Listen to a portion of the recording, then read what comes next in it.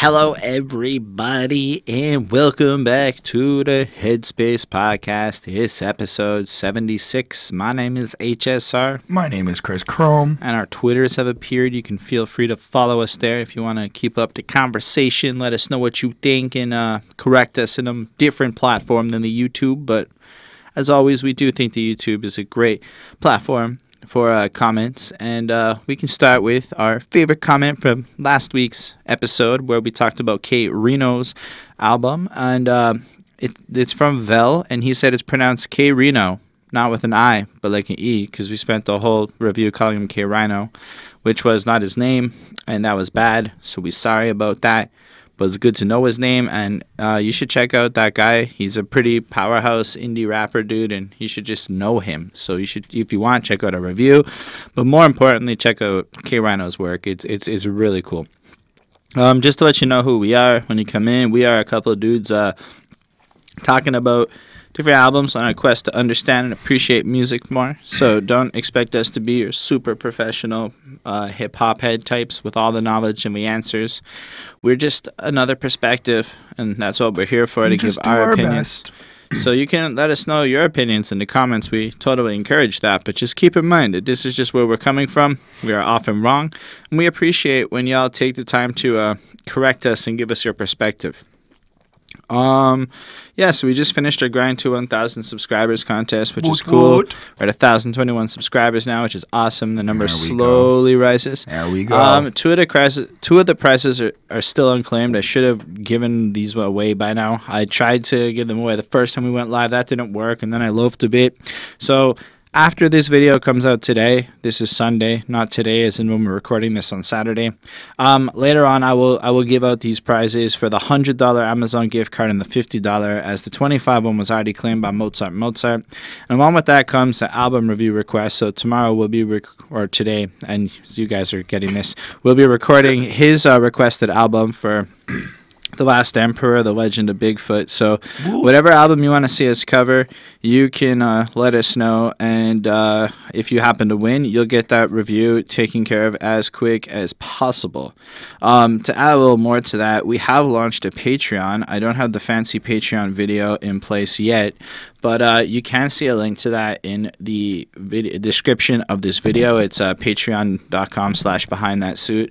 And basically, as far as rewards, if you choose, not required, but choose to support us like that, we put up the request raffle. So what this will be is, once at least some Patreons start coming in, if you choose this tier at $5 a month, I know it's a little hefty maybe, but it would be a bunch of work to, put together that review for you. So how it's going to work is, as long as you're part of that tier, you get to request an album every month. And from only those albums that are requested, we'll pick one each month randomly. So do a little random draw for the people of Patreon in that tier. So that means if you're the only person to sign up like this, it means month over month we pick an album that you decide we do. And you are it. If two people come in, yes, a coin toss comes in, and yes, as more people come in, the likelihood maybe goes down a little bit. And we'll find ways to streamline that process if that ever becomes problematic. Turn it into like a game with your buddy. You and your buddy sign up, and you guys battle out on which album we'll pick. And we'll figure out more interesting ways to do this in the future. It's a starting point, and if you have ideas for what would be an interesting Patreon reward from your perspective, feel free to let us know in the comments. And if you do want to see us grow, this will be very helpful. It'll allow us to upgrade some of the shit, like the terrible lighting and the stuff we're aware of. So it'll be very awesome. And this is a new and exciting thing as we start to build out to the next layers. Okay, y'all didn't really come here for any of that stuff, though. We're gonna pump that in the housekeeping section moving forward. Moving forward in life. But why don't you introduce this week's album? So we all know they came here for the title right at the bottom here. Royce da 5'9's new album, The Book of Ryan. Yes. So how we like to do this section is just contextualize how we're connected to the artist so that you understand our level of connection to the artist. Anyway, Chris, how well do you know? Bad Meets Evil, I know. When did I meet Royce da 5'9"? I met him on Bad Meets Evil whenever that came out. When the Eminem album or the that. song? Both, actually. Both, technically. The song first, and then I went on into stumble upon to the album, and then that was really it. I didn't have feel the need to really go follow Royce. But then I also saw the Shady Cypher with him in it, him and Eminem at the end part there with the whole Slaughterhouse crew. So I saw that as well. As far as I'm concerned, he's a lyrical rapper, very proficient and knowledgeable about hip-hop and knows how to get his message across. But this would be the first time I'm actually sitting down to listen to a full Royce album. Yeah, I can say similarly. I mean, I did bump the Bad Meets Evil tape that dropped, and I can remember parts of it, and I remember really liking Royce's delivery and his flow. He sounds really good next to Eminem. I've heard a few songs of his over the years. Otherwise, I've heard a few Slaughterhouse tracks, so I know him from a bit there. And all I know is that he was friends with Eminem, and then there was some beef, and then he was friends with Eminem again, and he's signed on Shady right now. I think he signed to Shady. I might be wrong about that, but at least he's involved in some shady business. Get it? And so I don't really know that much about him. I know he's now sober, and that was a big thing. And I've listened to a few of his interviews of late because I was super curious. After one of the Slaughterhouse Boys quit, I ended up listening to all of the Slaughterhouse Boys talk. It was Crooked. Yeah, maybe it was Crooked. It was Crooked, and yeah. I listened to Royce talking about it on a little Instagram video he did recently. My most noteworthy thing was that he was like, I ain't going to let just somebody on my live video. That might be a little dangerous. And I thought about that. Do y'all let people on your live Instagram videos? Curious ideas. And so, yeah, that's that. I don't know him that well. So for me, I've had him highly recommended as an example of real hip-hop that's left and that should be checked out. So considering I care a lot about finding, I guess, that hip-hop that everyone's saying doesn't exist, this is a cool album to like drop. It's called The Book of Ryan, which I guess we find out is how, like, if you look at this book, in the skits in it, you'll find out is like son is talking to him, and he's just kind of like a a report on him, and this is like it's a report. His son's doing a report on the son's ideal figure, like somebody he aspires to be, and the cuteness of it is that he aspires to be his father, and but then, like, it's like his hero. Well, we'll get to how that comes about when we talk about it in a skit, but in a just it's kind of like it's titled The Book of Ryan, so then you get the sense that this album is him almost answering the question, who am I? And it's his story, almost like a gospel of sorts with that religious annotation. And you see this really, the album cover is this beautiful, sexy, like leather-bound, detailed book that just says The Book of Ryan, like a high quality. You can picture it being heavy. You can picture it having those like yellowish pages, the gold pages there, like fancy ass font and feel to it. And anyway, it just looks really nice. I don't know that it's like I like the red lining outside in the middle, right around the Book of Ryan in the middle of the thing. It's really popping. Like it really centers into the middle of I feel you, but I still think it's pretty non-distinct. Like, this is one of those album covers that, yes, if I looked at it, I would notice it, but my eye passing by, I might not really pay that much attention to it. But I think it's very fitting for the project, so I do like the cover altogether. I don't know, do you have more to say at this point? No. And I will try not to be mean to Chris. I was called an asshole again recently, so I am self-aware to know that I can't be mean to Chris. So let's talk about the intro. Being yours, I can always improve. I woke up this. So you hear some paper, some writing, and then some spoken word. Royce, he talks and spills out his soul a little bit. I don't know if you want to talk to us about this song. Well, I like how he's staying with the theme of the album, the whole book. Like you were saying, you got this sense of pages flipping. He's kind of, you hear the scratch of a pencil, kind of like scribbling across. He's really just kind of praising God for being alive, and that's kind of the main point of it. I woke up this morning, a line that I liked was, I woke up this morning and decided there's no such thing as me being in my prime. You go ahead and be in yours. I can always improve. And I like how he starts off with that, because he doesn't believe in stopping. And that's one thing that I admire in him, is that he always feels he can be better. He always feels that he can do better, always progress, and always keep going forward. Like, he doesn't want to ever give him that final wall to stop. So that was really cool to hear. And then at the end, a line he says, Lord, thank you for waking me up this morning. And it really resonated with me, because it's like, he's giving praise to a higher power that, you know, technically God did give us life and God could take it away. And he's just acknowledging, like, you know, thank you for letting me be alive. Thank you for me waking up and acknowledging what, like, brought him to where he is today. It was a good setup for the, what I'm starting to feel is personal and honesty that we're going to be getting on this album so far. Yeah, and he has like this very sincere tone as he's speaking. Like, I mean, Chris pretty much nailed it down. The point is, I guess, to show that he recognizes where he's at in life. He's embraced a degree of humility. Other people may be vying to be at the prime of their life. Instead, he's just trying to improve. As Chris quoted, he's like, I woke up this morning and decided to always believe in myself. When you're an addict, it's an easy for a motherfucker to just bring you down. You got to rise above that shit. So not only is he recognizing he might not be in his prime and it's a quest for improvement, he's also letting you know right away, I'm an addict, I'm trying to deal with some stuff, and maybe life's a little bit harder than I would like to admit.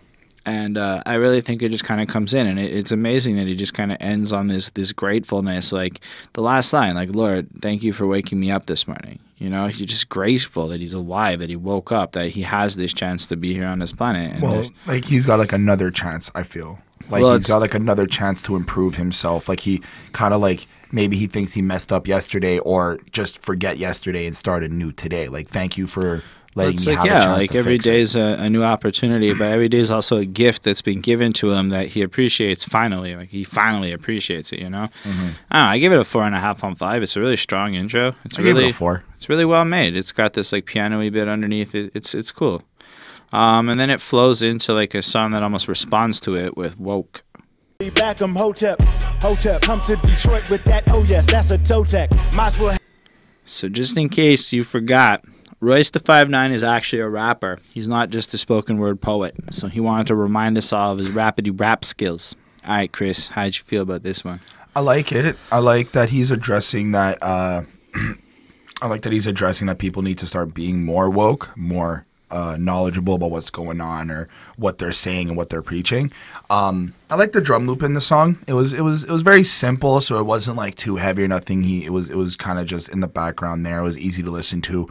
I also feel like Royce is giving us a little bit of an insight on how he sees things as well, criticizing like what, again, like I was saying, what people think or how how he views different opinions. But I also got this like battle rappy, like I'm better than you rapper type feel as well. One of the lines I really liked was any calendar day, I'll Halloween like late October, I'll bury these up under the devil's playground, playtime's over. And I was like, oh, that's cute. I like the Halloween reference. I like that he can take out any rapper any day of the month, any day of the year. He's not afraid of it. He knows that he's got the skill and the ability to do it. It's not that long of a song. I gave it a 4 on 5. It did what it did. That's fair. And like instantly you go from like this like soft piano-y kind of intro feel to these hard bassy drumsy kind of like, it's almost like an opposite to the softness to show you there's still some edge left to this guy, you know. Hotep is apparently Egyptian for like what's good or peace or something along those lines, so kind of explains that. But you get a sense that Royce is feeling a couple of things along the way. I really like, he's like, that's that write a check you can't cash, I might have to collect, and that's that your ass is bleeding, that's a Kotex. I massacre your whole rap allegiance. Oh yes, that's one for little bro who big bro ain't come back from the store yet. Hotep, I'm here for blessing, send my directions, no less. And I just kind of dig this rawness. Like, he's been through so much in his life that he's kind of understanding a little bit that, you know, people are going to talk a lot. And he's just responding in a very, I guess, typical fashion. But it does have that raw and ruggedness, that almost griminess that so many people are claiming doesn't exist in hip-hop anymore, which is pretty fucking cool to see. They out here wearing the same tongue ring that they ain't changed from 10 dicks ago. I heard that. I was just like, I just started wondering how true that might be. Like, how many blasts hit those tongue rings and stuff, you know? Okay. It's some good imagery that And it's pretty well like thought out, you know. Like if I haven't really considered that before, in my opinion, the song can get my noggin taken. Yep. Don't be so uncomfortable, you child. Hopefully that scope on the AR don't take my focus is literally the next thing he says, which is nice. Like it just gets right back into being serious. To places where I put fakers in comas longer than daytime soaps. Oof. Because, like, shit like Coronation Street's, like, 50, 60 years, man. Yeah. Shit doesn't end. As long as old people watching them ads, and it's usually just old people, this is demographic information. As long as them old people still watching the ads, those soap operas, the same show, new characters, keep it pumping, bump, bump, bump, pure machine of extortion. You know, and then he goes on with the calendar day line that Chris, like, spit earlier. I felt like there was this energy to it. Like, he's kind of showing how he's woke in his own way, you know, while almost satirizing the term, I feel. I give it a 4.5 on 5. I mean, it's satirizing? Short. Well, yeah, like making fun of it a bit. Like poking fun at the term being woke because people aren't necessarily woke who use the term woke. Right. Necessarily. I'm not saying that all people who use the term woke aren't woke. And specifically anyone who's awake is technically woke. Okay, now I'm going too far. Anyway, so I give it a 4.5. It's a fun, really short, compact, like it comes in, he expressed the idea he had to express, and then he didn't go too far with it or anything. Like it doesn't get so long that you're like, oh, this is dragging on. It's a little short snippet, and I really appreciated that. So, I mean, you gotta consider it. The next song even doesn't really bring us to a first full-length proper song, and that's My Parallel, a skit. The untold tale of scandal. I mean, this shit's 1 minute and 10 seconds long. It's pretty cool. So when I first saw 21 tracks, because we did the bonus edition, I was like, are you fucking kidding me? Then I saw there was a bunch of these little guys. Started sweating a little less, because, I mean, I appreciate a good lengthy album, don't get me wrong, but from like a reviewer perspective, take that runtime on an album, times it by like 3 or 4, and that's the minimum amount of time we're going to spend with that shit. So sometimes it's nice to get a 37-minute album or something.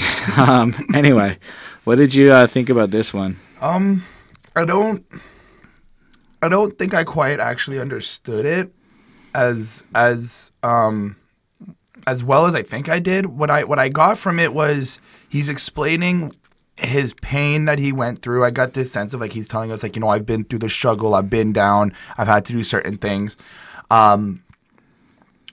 But he's also kind of like laying out, you know, like he just kind of wants a good home. He wants a family. He wants kids. It kind of seems like he just wants like a normal life in a sense, like just have money, be able to do what you got to do, grow up and, you know, have kids, get married and die. But I feel like when he goes, where's my parallel? That's where I start to get a little bit confused. Like, I don't know if he's like asking like, where's my other side or like, where's my lucky side? He's kind of implying there, like with the American dream, you know, get a wife, get married, have kids. Right. Like, where's his actual parallel? Where's his version of that he can have in his life? Right. That's what he is, I guess, looking for. So, that's what I at least took from it. I might be wrong. Well, that's why I was asking, because like I kind of took the same thing as well. Like, where is his good life? Where is his? He's tired of struggling. He's tired of feeling that pain. But if you also like take into mind, it's like, look, the Book of Ryan, the Untold Tale of Scandal, All My Bars of Madness. Fine, it's kind of explaining that's what this album's a little bit going to be about. Yeah, we're going into his head. Yeah, so that they're inspired by my childhood scars and sadness. So we're going to actually get to hear a little bit about what made him this way. Every black man must fend for himself, where we value physical much more than we do our mental health. So here, what I'm taking is that black folk aren't really encouraged to deal with any mental issues that may arise. Instead, they push the physical to the extreme, ignoring their mind and their mental well-being. And so Royce is kind of acknowledging that, and maybe we're going to look into the impact. And what the fuck you know about coming back from hitting rock bottom in life? All I want is a good home and a wife. So here he's like, I come from like the broken most depths of the dungeons, the darkness. I've bottomed out, and that's something I can very much relate to. So like I hear that, and it's like you hit that rock bottom, and you like kind of lose a lot of things that are important to you. Respect everybody. It's like then you start considering like, okay, how do I get to almost the basic level of a good home and a wife? You know, some children and some food to feed them every night. Where's my parallel to that? Where is that? Like, you know, you can't relate to it in the regular world is what I kind of take from it. He's like trying to find a way to almost normalcy, but in his mind and the way he's wired, it just doesn't end up being right. So how can he find his version of that? But it almost kind of also feels a bit like the opportunity for him to have had that wasn't really available because of the circumstances surrounding being a young black male. And I'm trying not to like be critical of that in any way, just interpreting what Royce has said here. So I don't know if that is a possible thing. Y'all can let us know at any time what you think about stuff. I find it really fun when I see somebody like almost live commenting along with what they're watching. So that would be a cool way to help us get to the bottom of it. I don't know. How did you feel? What'd you give it? Well, I gave it a 4 on 5. I do like how it's kind of I feel like it's also setting up the next couple of songs right, a little bit. But I do also question, like, I know he's got a son. I don't know if like he's with his wife or not. I haven't seen anything that confirms that or anything. But from what I understand, he does have the family. He does have like this, like he's got money. He's got this. He's got that. I know that money doesn't bring happiness or whatnot, but like he's got what you would think would be the American dream as I see like, it. You know, only a couple of years ago, he was completely spun out alcoholic with his life falling Right. apart. So, right. I mean, maybe now he looks a certain way, but it's probably taking him a shit ton of effort to even get to a point that feels normal again. He probably doesn't feel normal. He probably feels like a recovering alcoholic, and that is definitely not. It's not easy to go back into the rap game. I imagine something that turns you into an alcoholic, as he says. Only to have to go ahead and do it sober. So I was watching interviews talking about his process of doing it, sober, and it was just harder. It's definitely like I was watching a few artists recently just describe the process of trying to write again after drinking, and it's definitely not easy, So I think it's just a matter of expressing where he's coming from. Anyway, I gave it a 4.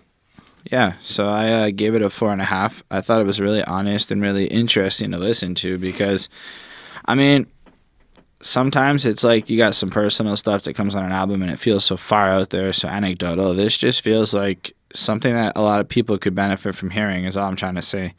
And then next up is that song that maybe a lot of people are talking about right now. Maybe not. It's Caterpillar.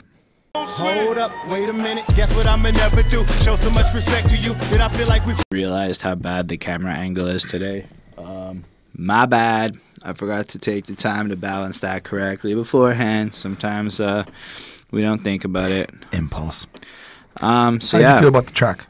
Caterpillar is instantly interesting. Firstly, it's our first, in my opinion, full-length proper song, and a beat is undeniably catchy. Like it's an earworm that gets up in your head. Those drums kick in, and the way the voices and stuff ring the alarm. It's just like, man, it just fits it all so properly. So it starts off with some Gil Scott-Heron, who I'm not really sure who that is, but he kind of sounds like from what I understand, he's a radio host, and he sounds so revolutionary and powerful. And then it flows right into the chorus, which this right here for the number one. Number one's here with your number one. You ain't number one, just another one. Not everyone's saying that they're number one. It's from King Green, who I've never really heard of, but cool. And you get the sense that this is going to be a chorus addressing a song about, who's the best, how people feel they're the best, skills, bars, it's going to be intense. And Royce thing comes in with that chorus, that ring the alarm, the caterpillar keeps firing, oh, we in the war where butterflies keep dying. And that's an interesting idea, right? And both Eminem and Royce apparently feel that they're the caterpillars. They're just guys who keep changing and growing and stuff. And then all these other people are butterflies. This is how interesting. Yeah. And all these other people are like butterflies, and he's just watching these things that are beautiful and flashy come in and die. That's at least kind of what I got from that. Interesting, because I kind of took it as they're the caterpillars because they came first. And then they paved the way for the butterflies to come out. That actually really makes a lot of sense. I feel like at some points, and I'm pretty sure. No, he makes something. Y'all my children, y'all bite my shit and contract rabies. he's basically saying, like, Royce is basically saying that everybody after him is copying his stuff, and then they just changed it, which is why it's not his style, and that's why it's like rabies, because it's infected. So he's based, like, that's how I kind of took it. Like, no, that makes a lot of sense, actually. That like they allowed them to become looked as perceived as, because back in the day, rap wasn't the shiny, awesome thing it is today. That makes sense, yeah. And then, I didn't even think of that. Even like now, like especially butterflies, you think different, beautiful colors, and then all the diamond in the chain. Jeez. Yeah. So, you know, and then you got basically Royce coming in with his 2 verses. Got lines like, "You number one when it come to slaughtering mics. I'm trying to be number one in my son and daughter life. All you my little rapper babies." Then Chris, we just talked about that. And then, "Don't you grade me next to these rappers, baby. That's degrading." Hey. So he's kind of pointing out that he doesn't want to be compared to these flashy little butterflies, you know, the caterpillar that he is. He understands he's the Grammy, he's the old school. He represents a certain thing. I like when he's like, "Hold up, wait a minute. Guess what I'm going to never do? Show so much respect to you that I feel like we're friends, so now we no longer competitors. That could be the death of you."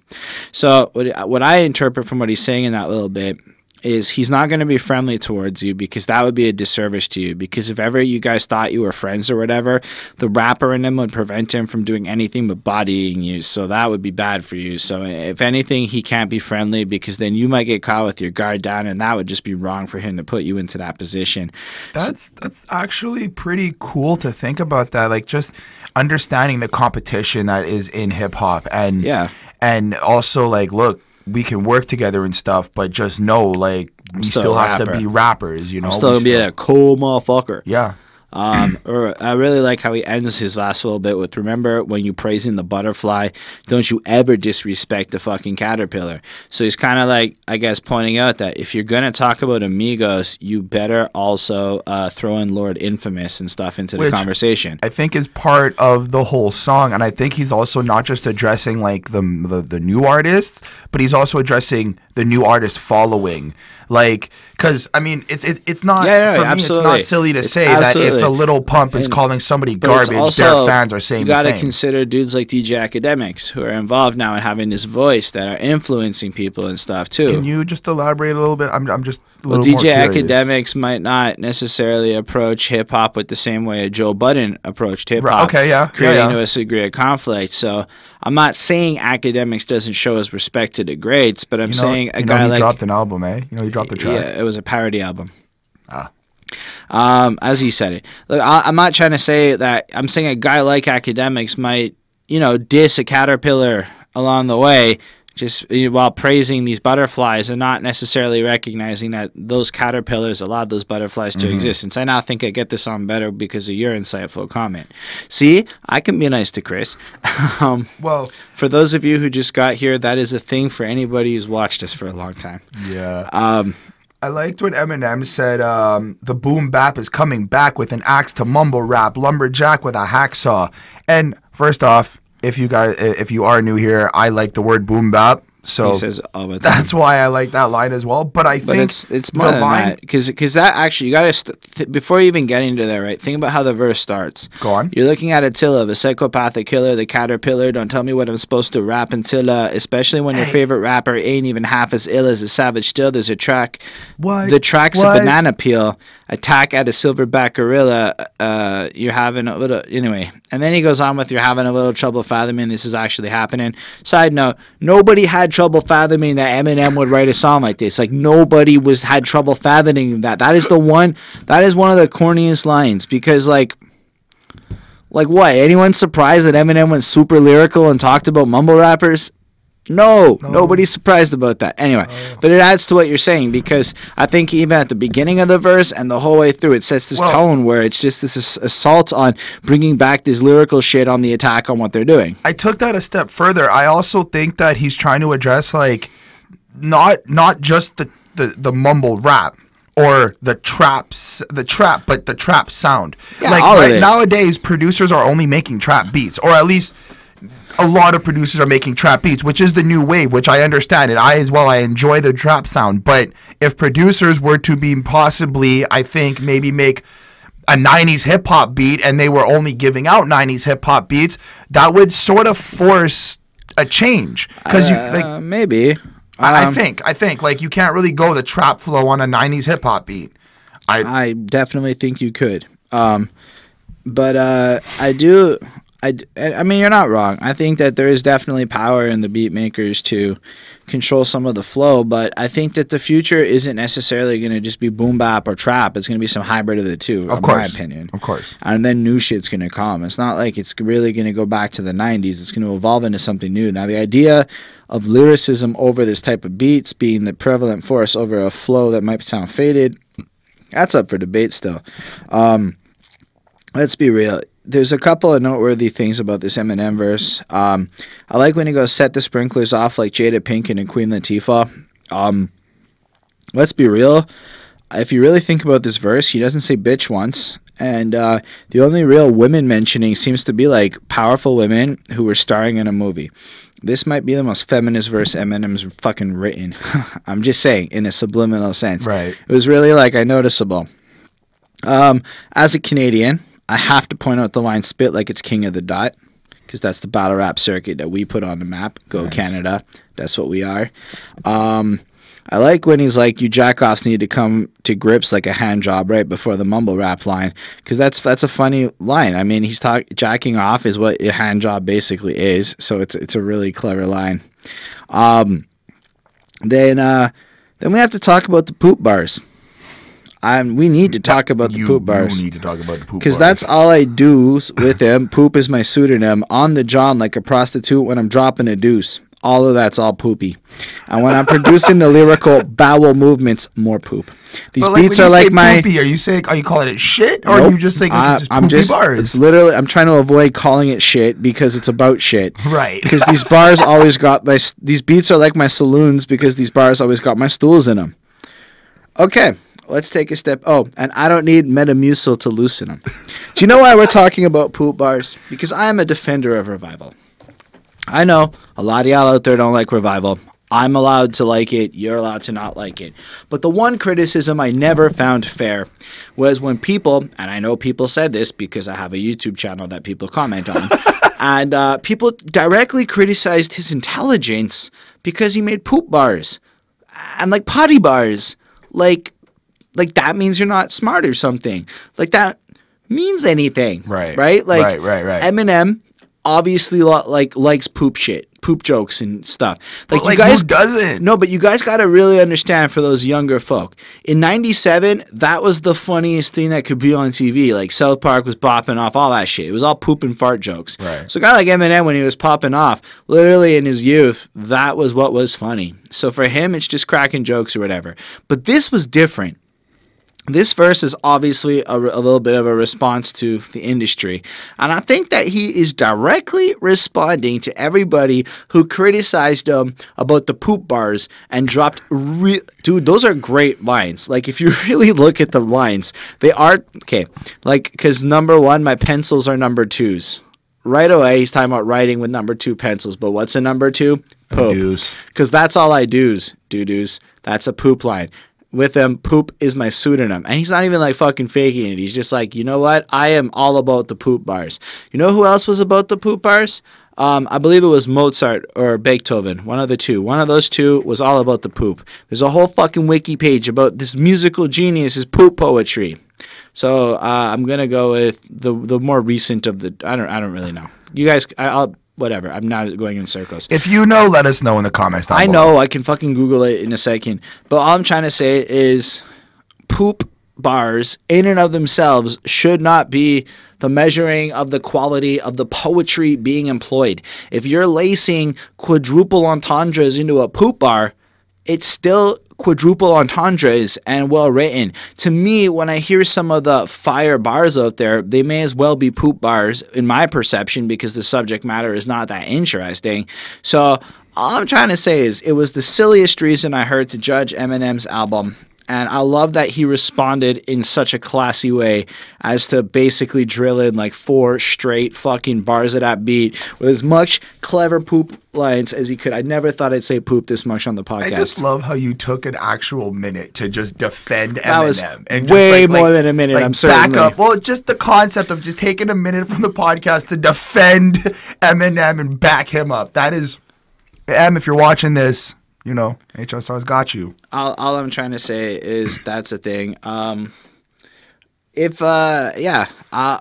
Look, I'm really just impressed by that. I also want to say I love how the beat almost turns into some like beatboxing elements are interloped at a certain point under Eminem's verse, and I love the dynamic nature of that, and I think it's really cool. So yeah, that was my little blurb on Caterpillar. I have been so excited to talk about those poop bars for the last like 4 or 5 hours now. And he ends it with a toilet bar where he goes flushing you. I didn't catch that. 5 on 5 to me. Say. You know what? 4.5 on 5. This song has it all, man. It's got the catchy hook, the melodic hook. It's got the crazy ass beat. It's got bars for days. As far as like a really good rapidy rap song, this is what I fucking want. And it sounds new and fresh still. The music video is boring, but it's nice enough. I mean, it's just them kind of standing around in a kind of static background. It's not very exciting. You don't have to watch it is what I'm trying to say. You can bump the song, though. It's a great song. So, have you given it a grade? Yes, you did. 4.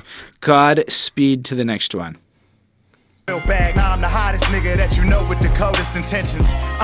All I know is... All right, Chris, how do you feel about this? I want to just say, Ashley Sorrell. Sorry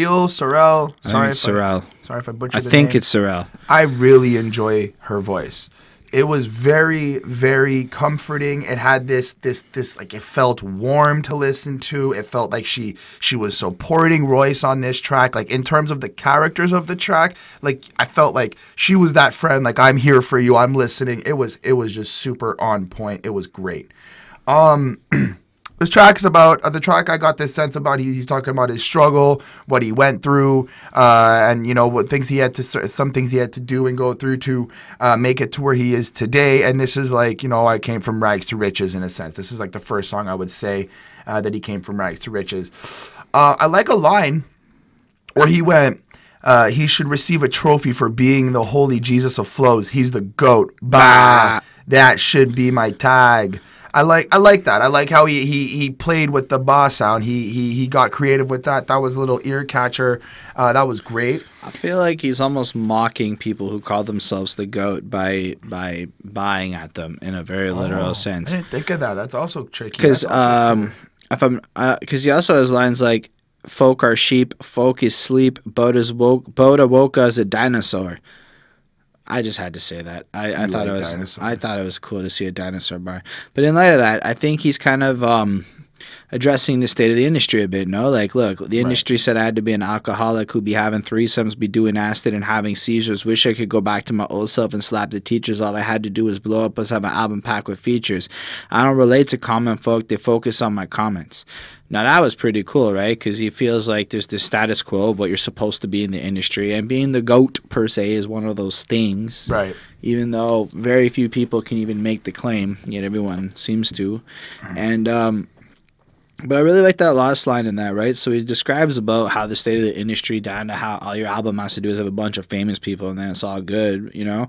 But it's that I don't relate to common folk, so they focus on my comments, and I get that. So he says some shit that people think is absurd or crazy because his perception of the world is just not the same as the average person, so they find it to be so absurd or out there, the things that he's saying, and I felt it to be super honest and fucking interesting, no? Absolutely. I also seen some growth in him. Well, not. I don't want to say it like that. He seems to be showing growth. Yes. In the song, I like when he went. Tisha used to shoot me down vicious. Now she's the missus. She turned me to a Family Guy quicker than Peter Griffin. I knew you were gonna quote that when I heard that. It's not just the Peter Griffin line. I like that he's really showing like I found this girl that actually like stuck with me, put up my bullshit, and turned me into a better man. Like he's giving that honesty, and he's like, I didn't change on my own. I also changed with help, and he's being honest. Like he also is shelling out golden advice, like hit your pause button, halt your critiquing. Talk is cheap. The more you talk it cheapens, which reminds me of the book I just finished reading, How to Win Friends and Influence People. And it sounds very like well thought out, and but I love the idea that the more people talk about stuff, the more you run your mouth, it cheapens the value of what you have to say. And it's something I know we make podcasts where we have to talk, but believe it or not, off camera, I've been really trying to talk less and listen more. And even on camera, interrupt less and not be such a dick, because is no value in running your mouth. Is I guess the point. Absolutely. And there's the last line. I like when he goes, when Royce went, "You got pulp culture fever. All I know is Big and Pac quotes." And it's nice. I like how he's referencing and he's tying it back. Like, you have to respect your elder. You have to respect your previous legends. You know, the people that paved the way for you. And I like how he tipped it on. Like, nowadays, yeah, all you really need. For me, all you really need to be a rapper is be on drugs, dye your hair, and, you know, like, whatever's popping right now in the media. But he's also trying to go at, like, you should go back to what we know and where we come from, and go listen to Biggie, go listen to Pac, and learn what they taught us. And well, I think what he's trying to state that is a little bit, not to say that you're wrong or anything. Right, no. But, like, whereas everyone else is trying to create their own image, he's just trying to be a dope rapper like his dope rappers. Fair. And I think it's more about focusing on the craft or something. Fair. I enjoyed the song. I like that soft vibe to it. It wasn't like this heavy rappy type. It was more this like softer rappity. I gave it a 4 on 5. I gave it a 4.5. I thought it was very honest, very powerful. The beat really fitted. It was a nice change, and I like the fact that the style and the sounds keep changing to prove that he's the real rappity rapper. Yeah, that's tonight's word. So yeah, I really dug that. I don't have a lot more to say on that, so I guess I'm a little bit dumb. For promo hypeness and views, okay, I hope that you knowing that if you voted, you might as well and not voted. Fuck. So apparently Boogie is a guy on Shady Records. I think it's different from Boogie and the Hoodie, because when I clicked on the Boogie guy on Spotify, it brought me to a bunch of Boogie stuff. So I don't know that I'm pretty sure it's not the Boogie with a hoodie. This is just Boogie without a hoodie, normal Boogie. And not Boogie2988 on YouTube, who happens to be that gamer guy who looks like me but a lot bigger, who's currently losing weight. That's another Boogie out there. So I don't know where I went with this. I don't know why I'm still Boogie talking. Down with it. What do you feel about the song? It's really cool. I really dig the idea of how they're kind of commenting on things they see dumb, I guess, a little bit in the industry. That's at least what I took from it. So, like, I'm no longer a prospect. I'm what you call a veteran, a legend man. I'm a prophet. You ain't no artist. You're what I would like to call a concept, which is really interesting, because he's now again talking about the way these rappers are more about their image and almost this character that was created by a label to sell records, as opposed to being an honest-to-goodness artist conceptualizing a book about your life through lyrical form, as Ryan has done for us. Made to inspire gossip like Shade Roop or like Bossip. Welcome to the Grammys, where your likeness is used for promos, hypeness, and views. Okay, I hope you knowing that if you voted, you might as well not voted for no one. They knew what they made that category, where the trophy was going. And here it's like you get the sense that he's being very critical of the Grammys as an institution, and how it's almost like upholding the stereotype or the image that the labels are pushing. It's really just very critical and well thought out, right? He's almost disgusted with the situation, or at this, all this industry shit is dumb, you know? There ain't no middle class. Raise your glass. Here's the classism. Either you a rich ass person or you's a bum. There ain't no in between. Sinners sell their souls, angels sell their halos and their wings. And I see that everywhere. It's not just rap. It's like the middle class in North America is falling apart, and that's the situation. So when you look at poor countries like China or India, the middle class is thriving and booming because they're going through shit that our country went through like 50, 60 years ago. Now in our country's at the point where the middle class is dissolving and the poverty gap is real bad and stuff. So here you have him focusing on real shit worth talking about in the midst of criticizing the shallow award systems that other people seem to be caring about, you know? You see them fake woke, and this is, I believe, Boogie. You see them fake woke that had come to I love promoting and elevating in the space that all my brothers at. And while I'm lying, I be turned up to these mumble raps, and I love that because he's pointing out that like these has like a space, you know. There is nothing wrong with the genre. He'll like, I'll do it, fuck. You catch me drunk anywhere, and you put on some Future or something. Watch how I turn up. Put on any of them, and I'll turn up because this turn up music is what you're supposed to do. It's the right context at that point, you know. But I really think it's about the attitude surrounding it, you know? Watch who you be coming at. Don't be dumb. Or somebody eating off your plate. How you going to stomach that, you know? Because of that, all my is dumb. And how we like to get this year. Man, I turn basic to intricate. I kill you with my simple shit. No tweeting when we kicking it. I don't tell you what you finna get. Silly, you could drown with a membership. And I think it's, again, pointing out that this attitude, this almost offline characters and personalities that are being promoted and sold is the actual issue. And I think what Boogie almost wants to convey is, if the mumble rap side of things were to honestly take a proactive, positive force with their lyricism, the sound is good enough to be there. It's the attitude behind it that's the problem. All of that they feel is to be super dumb. I thought this song was super blessed. I gave this a 5 on 5. I really fucking enjoyed this one.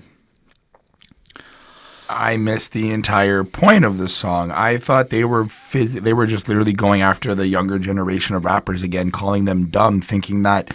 Well, they are. Well, but kind of in a way, like, if you really believe that your style is new, something that you've created, then you're dumb for thinking that. Kind of reiterating back that you have to go back and respect who started this and paved the way for you. I definitely think that's part of it. I think I didn't say that, but that is still a fully fitting thing. Because that's what I got from it. Other than that, I like the song. I actually thought, and this is just me, I actually thought Boogie was a Boogie with a hoodie, which kind of gave me a little bit of a different perspective since he's kind of like in the younger generation. So I found it a little bit cool because I thought that was him. I found it a little bit cool that they kind of got... If it is him, my bad. They got, like, you know, one of the younger ones to kind of speak about on this or whatever. But I gave the song a 3.9 only because I feel like... I get it. You're not really feeling the mumble rappers. That was just my feeling, but as well, the beat wasn't Boogie so, turns up to those mumble rappers. Anyway, you're allowed. You can go on. I'm just being shit. But I also didn't feel the beat as much. I felt it to be a little bit drony, a little bit just super drowning and just like moaning out. It was really weird. 3.9 on 5. That's fine. And if we missed stuff or whatever, the album's been out for a couple of days and it's super lyrical, so it was hard to catch everything. So we might have missed when he was explaining who are you in this skit. Like, okay, I'm born an addict. Do you think So yeah. I like this skit. I like how Royce is giving us this kind of concept that he had a dream and he got to speak to his father and he was able to ask his father any question that he could ever ask. And he starts to explain to us, like, he suddenly got the courage to start asking all these questions that he wanted to ask as a kid. The one condition, though, is that because it is a dream, he cannot blink. If he blinks, he instantly wakes up. It was a game they wanted to play. You have to look me completely in the eye, so you can't hide anything. You have to be completely truthful. Oh, that even takes it to another level, actually, just in terms of, like, that serious connection between him and his father in his dream. That's insane. I mean... For me, I guess, like, when he started off, I kind of was like, all right, I can kind of see how this song's going. He's going to try to ask what we've already, some things that we already heard, like what's wrong with him, you know, why did his dad do certain acts, what was going on. He brings up a personal point of, like, he wanted to feel accepted by his father, and he doesn't know if, like, even now that he's been in the game for so long, is his father proud of him. And just a lot of things that I feel like I can generally just think of if, like, you wanted to kind of ask your dad something, if you have, like, a difficult relationship with him or whatnot, certain questions. But what I really found cool was when he got to the moment where he was about to ask his father about abuse, of the abuse towards his mother, he blinks and he wakes up from this. He comes back. He snaps out of this dream, and there's a sudden transition where you can hear Royce's son in the background, kind of like asking him politely, like, "Hey, if you don't mind, if I can ask you some questions." About, like, certain aspects, and Royce is kind of transitioning as well, explaining, like, "Oh, I'm sitting in front of my son." Coming back to, like, reality and understanding what's going on, and his son is explaining how he has to write this book report, Right. etc. But he doesn't actually know anything about his dad. We explained that when we were talking a bit about the title. This is the one that Right. explains the title.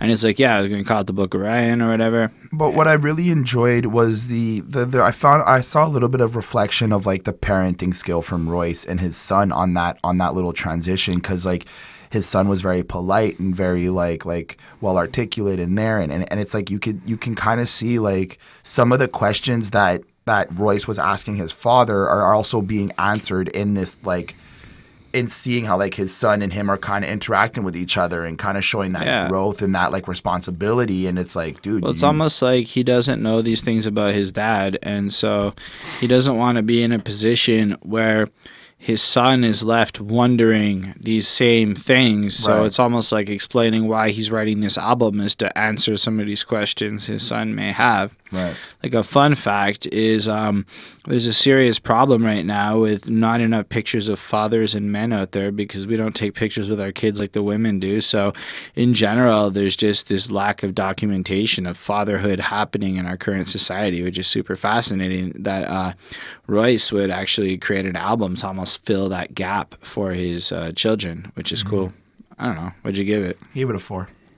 I like the pianos and stuff under it. It's really soft. Whenever we go to this little piano-y, soft, honest part, it really fits, and I give it a 5. I thought it was really well thought out, a really cool way to explain the album, and because it's almost like Royce is about to answer the question, right, as the next song is almost like a response to this question. So I guess we should talk about YouTube demonetization. I mean cocaine.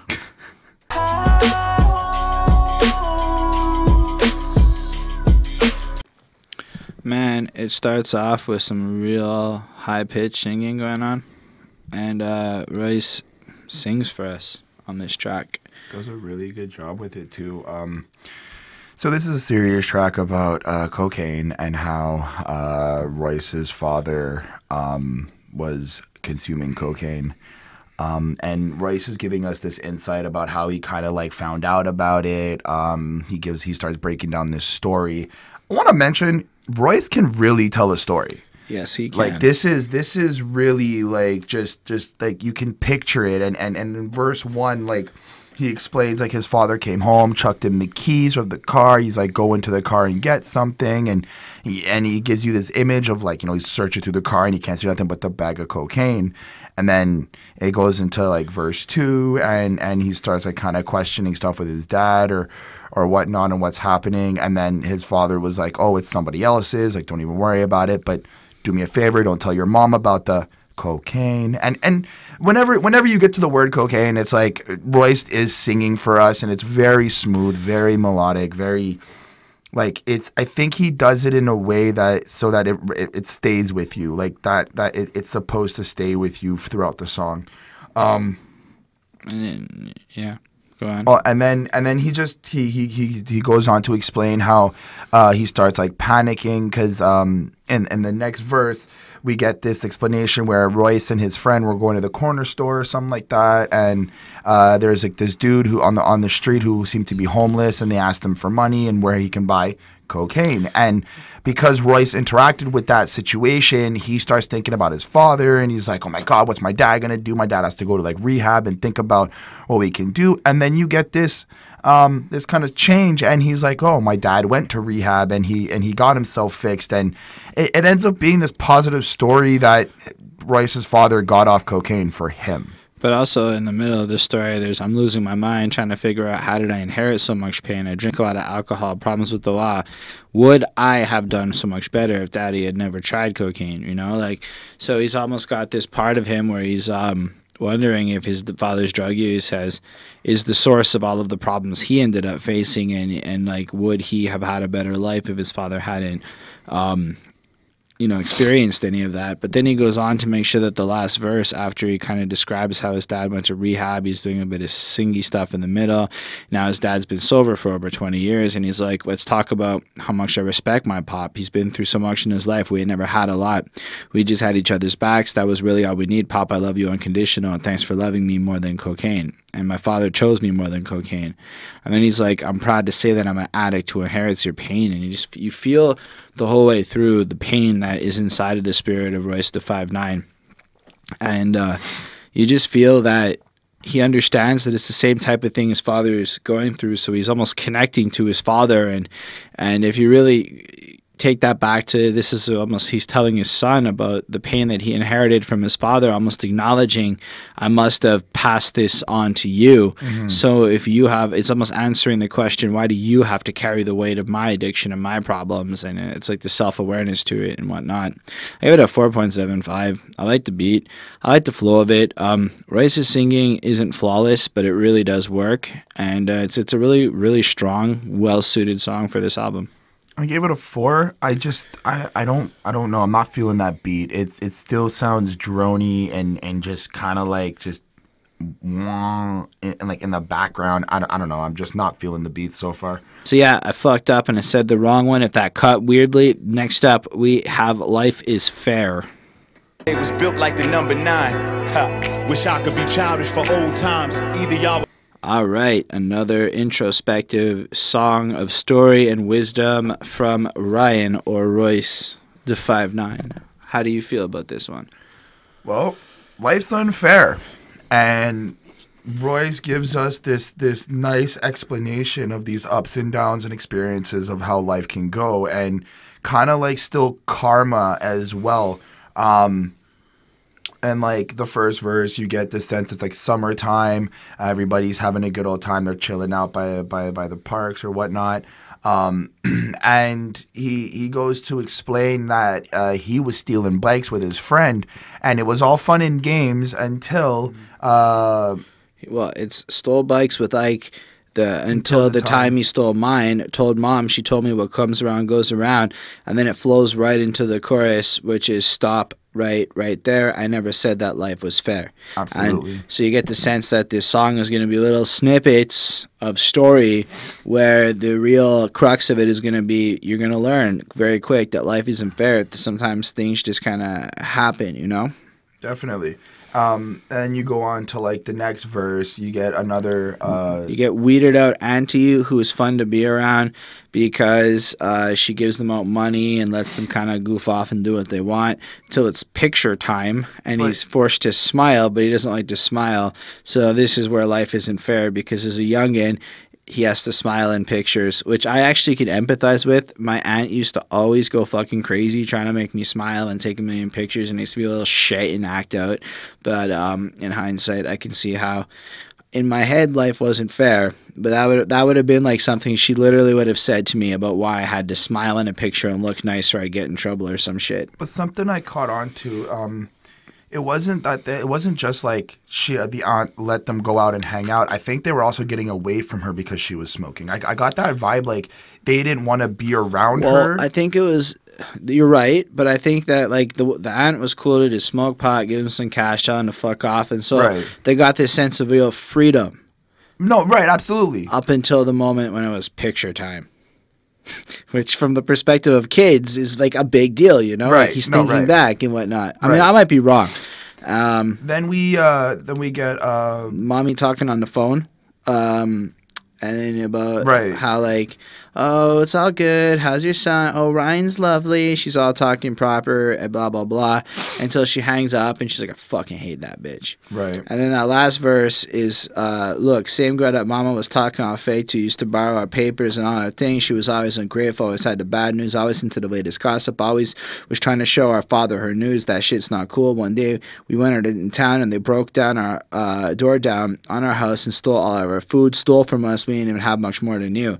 So it's trying to just contextualize how, yeah, his mom might have been faking it, and the fact his mom has had to fake it, and that's some unfair shit in life. But to make it just to kind of justify the context, he tells you all the shady shit they are. They're kind of rotten people who gossip and bring negativity around and talk all sorts of shit. And went as far as to rob them, and even bringing a sense in, like, I never understood why poor people rob poor people. Like, just go rob rich people, you know? Like, go rob decently off people. There's enough people in middle-class environments that, like, if you rob in poor families and stuff, it's just some fucked up shit to me. Maybe I don't understand that. I'm not trying to be judgmental to the hood mentality or anything like that, but I find it just dishonorable to take from poor people. And that's just my point of view. I feel it's like steal from a company, whatever.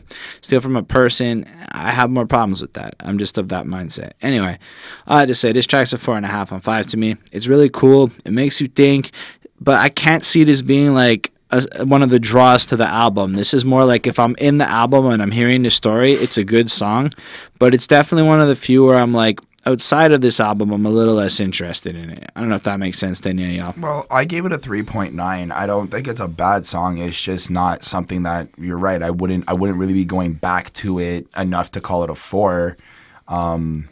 For me personally, I mean, I'm giving it a 4.5 over the deepness of it. There's some value, there's some lessons to be had here. It's a really cool song for what it. I respect the song, but it's also got this soft nature to it, this beat that doesn't really hook me as much.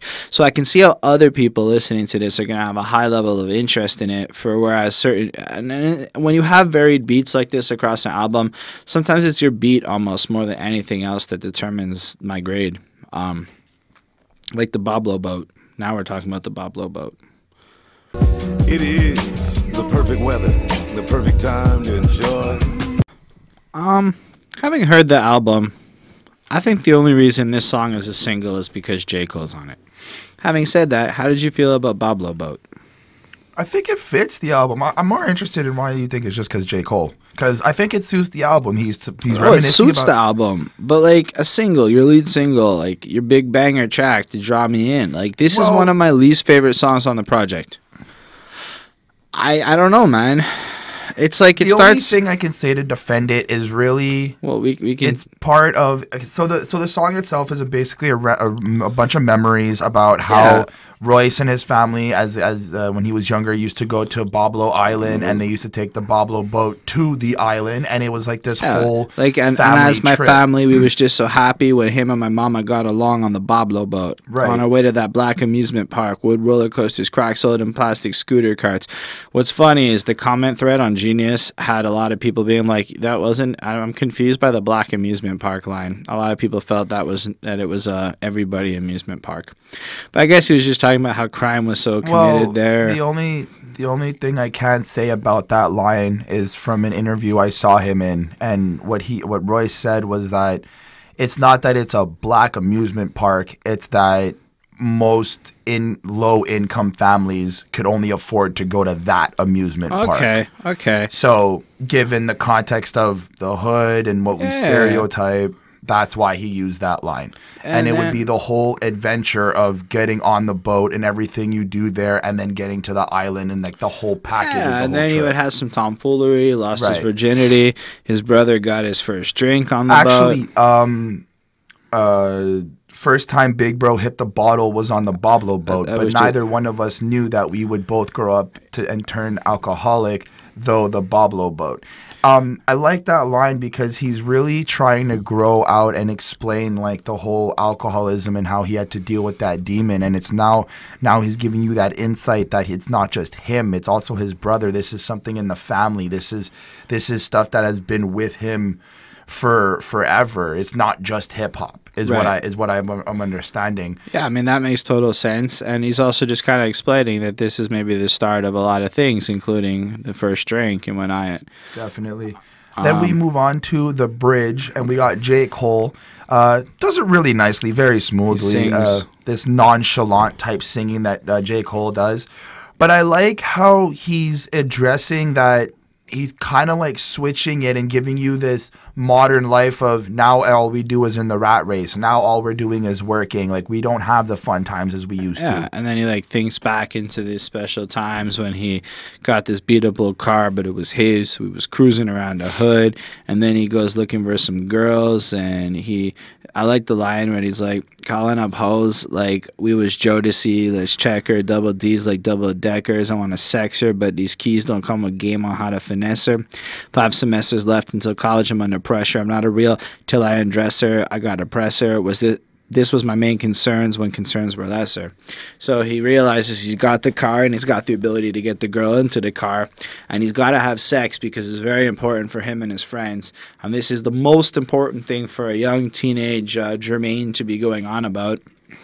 But it's a cute little anecdote. You can just picture him cruising around, all slow, like the car is hot, you know, like he's 15, 16, being a little badass, gets the girl up in the car and fucks it right up because he doesn't know how to do it because he's feeling pressure and whatnot. But I'm just trying to figure out, like, how does that tie into the Boblo boat, like into the whole experience? We had no Boblo boat, but I could note those times, like a Bible quote, BC, before cell phones, first time I could smell. So what I'm thinking is that since he comes from North Carolina and not Detroit, and he could not cross the border up into Canada for that Boblo Park, that's where I think that the so this is like J. Cole's going back to that car he was in, which is his Boblo boat. Exactly. And then the last little bit is how he got high when he was a kid, and Kids on Drugs is coming. That's the end of the song. It's a total hype up for his new album, I think, which I think in the long run will make this little end of his verse feel a little dated. But yeah, I really dug it. I dug the concept, but the overall song felt a little slow, a little calm. But the beat's a little drab to me. It's long. That intro part with Cedric the Entertainer and the other thing, it's a good minute.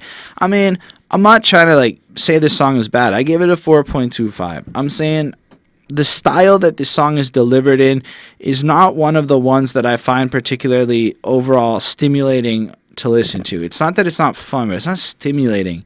This is a slow and calm, reflective, think about the sunshine and meadows and stuff. I like it just because it also suits the whole Boblo boat theme, like the calmness of the ocean and the whole on the thing, like just the memory, like sitting back and thinking. Like I start thinking, I could see myself, but I could see myself listening to a lot of those other songs I gave 5s and 4.5s to.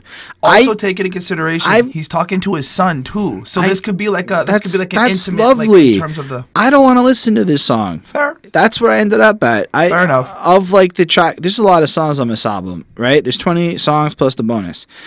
Of those 20 songs, this is in my bottom 5 as far as ones I actually want to listen to again. So it's not that anything about the song is particularly bad. I just find the beat and even when I first heard it, right, and I first saw the video like way back, I was kind of like, this is underwhelming.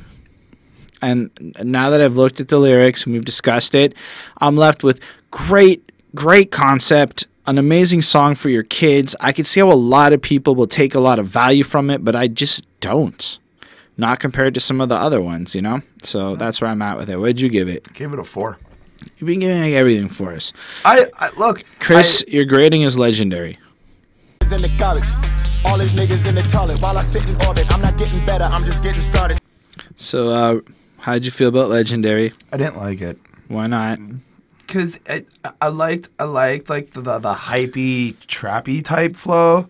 I liked the whole like concept of what's gonna make you legendary, but it wasn't really interesting to me. And it was quick. It wasn't a really long track. I don't really have much to say about it. I gave it a 3.9. Like, it just didn't sit with me. It's 3.5 minutes, so it's an average length song, I would say. It flew by for me. I think it's interesting. It's got some nifty lines. It's almost like his commentary on the idea of what is legendary, what's sold as legendary versus what he thinks is legendary. So, I like the flow and everything's cool. Royce never fails to deliver on this album. While I sit in orbit, I'm not getting better. I'm just getting started. I just flipped it like I do on my competition. And then he like flips up his entire flow at this point. And he just let me slow this shit down. I just need me a bad one. Come over here and wear my flag hun. I give y'all the bottom line. I don't do a lot of talking because a lot of talking take up a lot of time and I don't got a lot of time. So I kind of like that. He's obviously, I like the flow flip up because it fit really well with the rhyme scheme and showing how, unlike a lot of guys who just have like one or two basic flows, the same cadence, he can go fast, he can go slow, he can change it all up. He wants some ladies out there donning his Royce gear. Buy his merch. Buy that merch. Buy that merch, yo. That's what he's saying a little bit, I think. And then at the end of the day, he doesn't really want to waste his time. It's not the first time he said that talk is something that is valuable and time is precious and all of that. So he doesn't want to waste his time with aimless conversation going nowhere because he's only got so much of that. And then there's a bunch of stuff like that shit that gonna make you legendary. That's the shit that gonna make you legendary. I ain't trying to fuck every bitch that's trying to fuck me. That shit right here just ain't necessary. Now I really like that because I thought long and hard about this. I make rap music whether or not you guys care, and if I ever pop, right, I'm gonna be on tour, there's gonna be girls and stuff, I got the girlfriend, and then you gotta be like, So to actually hear a rapper be like, I'm proud of not fucking the hoes, and I am resisting the temptation, and I have the strength to say no. Well, you know what, Royce? That shit's kind of legendary to me, because it is the type of stuff that I think is cool. You know, he's saying you don't have to go out there and fuck a bunch of women. It's not necessary. You can achieve legendary status through other means.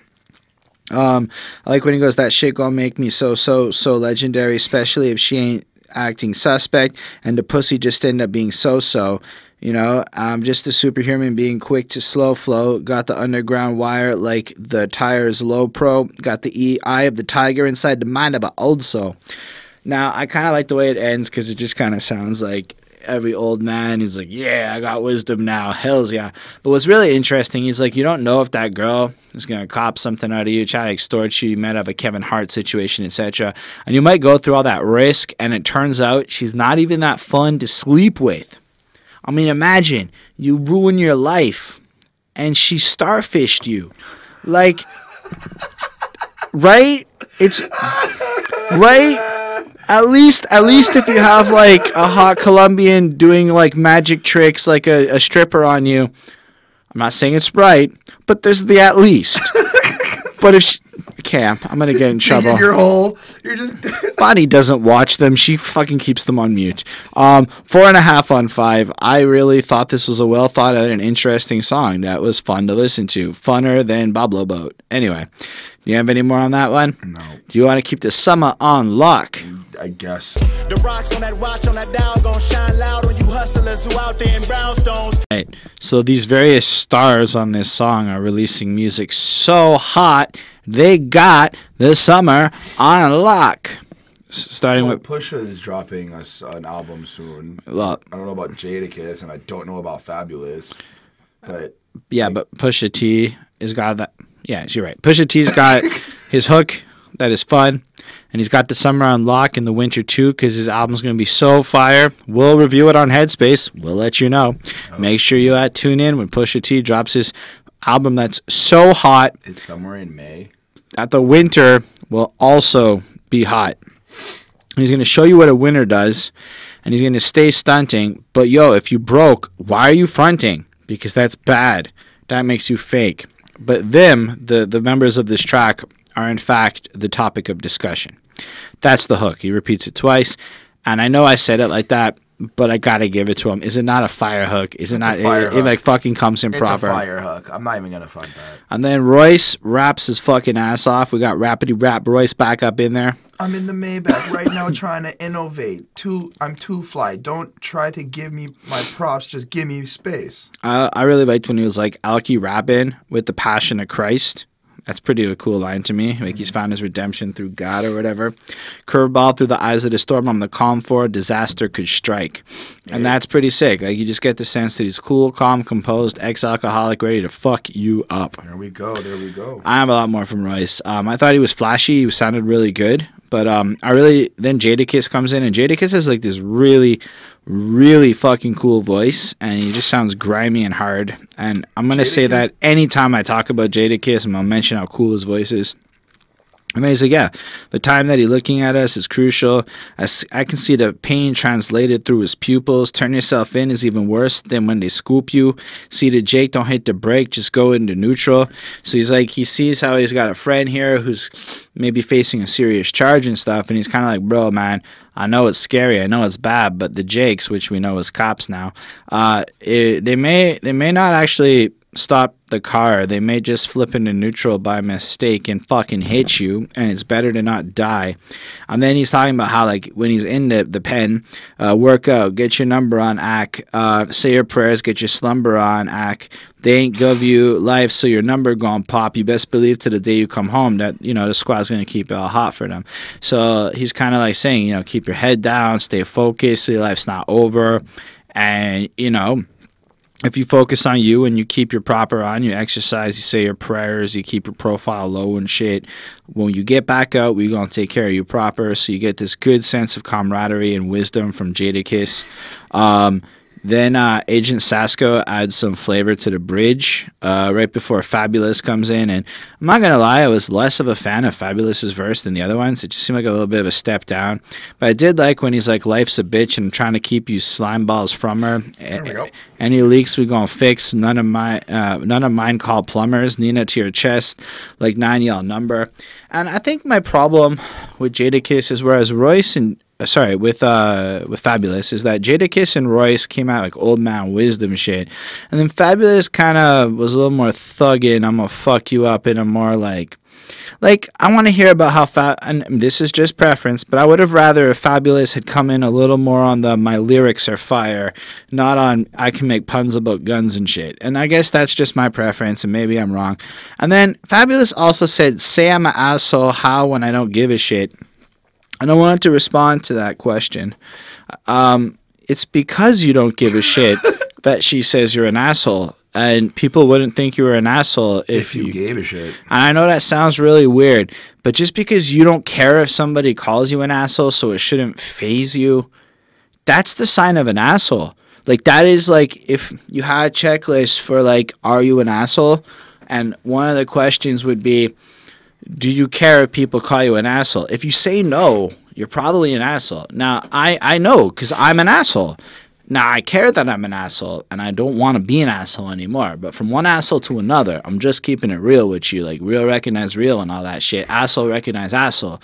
That's what's up. I'm just staying Fabolous. You and me, we're dicks. We got to be honest with that shit. You should care. We'll be likable more. That's what I'm trying to say. So, I would have given it a 5 if not for Fabolous's corniness in that one line, plus the overall flavor of his verse didn't sit as well. So I give it a 4.5 on 5. But this is one of the fieriest songs on here. I really dug this. Red 100 of 3 fires. I gave it a 4. I think they all kind of did what they had to do. The only thing that I found Fabolous to be like standing up with Royce as well. Royce kind of just gave us bars. That's what I felt. Fabolous gave us bars, you know, don't fuck with me, I'll fuck you up, we got money, we're doing this. Jadakiss to me felt like he gave us this story about this whole just this story of a scenario. I didn't really see where he was like, I'm better than you or whatnot, but again, I may have just misunderstood the song, but I gave it a 4. I don't know if Jadakiss had to be better than you. He was just telling you how to survive this heatful situation, and while you gone, we'll keep it on lock. I think it fit the title more than Fabolous, but I might be wrong. If you guys felt Fabolous was fire, you let us know. That's cool. Meanwhile, I'm going to think that this podcast is actually kind of amazing. A lucky ball. My dad got it signed by Isaiah Thomas, so I kept it with me. Everywhere I went, I used to bounce. I got to this song. I'll listen to it once. Then I'll listen to it twice. Then I'll listen to it a third time. And I was having trouble because I wanted to listen to it a fourth time before I moved on, but I was running out of time. This is the happiest shit ever. Like, this is the nicest, funnest shit ever, no? Like, you don't like it. I'm getting by your face that you didn't feel this one. Okay, Chris, spoil my day. No, it's happy. It's nice. It's all gooey greatness, but it's basically Royce realizing that he's always wanted to be amazing, and that's all he's ever wanted. And now that he's going, now I'm getting this sense that he's kind of like going back to like old cities he used to live in. Nah, man, this is all one place. He at the beginning, he's like going to get changed. Doesn't he name like up north? Doesn't he names like different areas? So I got the feeling. But that like in the intro, he pulls up to a store and he's like, okay, his kids are gonna go play some games in the store and he's gonna go break $1. Right. And then he's looking around the store and he talks to the store and he's like, yo, you don't remember me, eh? You confiscated my basketball. Right. And then he starts picturing him playing basketball in the store as a kid. And I understand that, but then he also references like playing the basketball at somewhere else at another school. Well, as he's in the store thinking about the basketball, he just starts reflecting on his life in the town. So it's just kind of all these memories from growing up here, and then his address changes as he moves around to different places, but he's just kind of okay. So then that's like the whole move around, but like it was like all in the same town. Like he's just kind of saying he's bouncing around the town, and everywhere I go, I used to bounce my ball, and everybody used to know me as Royce, that kid who was bouncing my ball. Right. Oh, it's Royce from there bouncing his lucky basketball, and blah blah blah, and it's just really like fucking sweet. So that's what that is. But I just kind of felt it to be like. I mean, he's from Detroit, right? Yeah, he's like best friends with Eminem, I'm assuming. Yeah. Me. Yeah. But my whole thing with it was just, it was like, I don't know, it's not something I'm gonna go directly for. It was so nostalgic.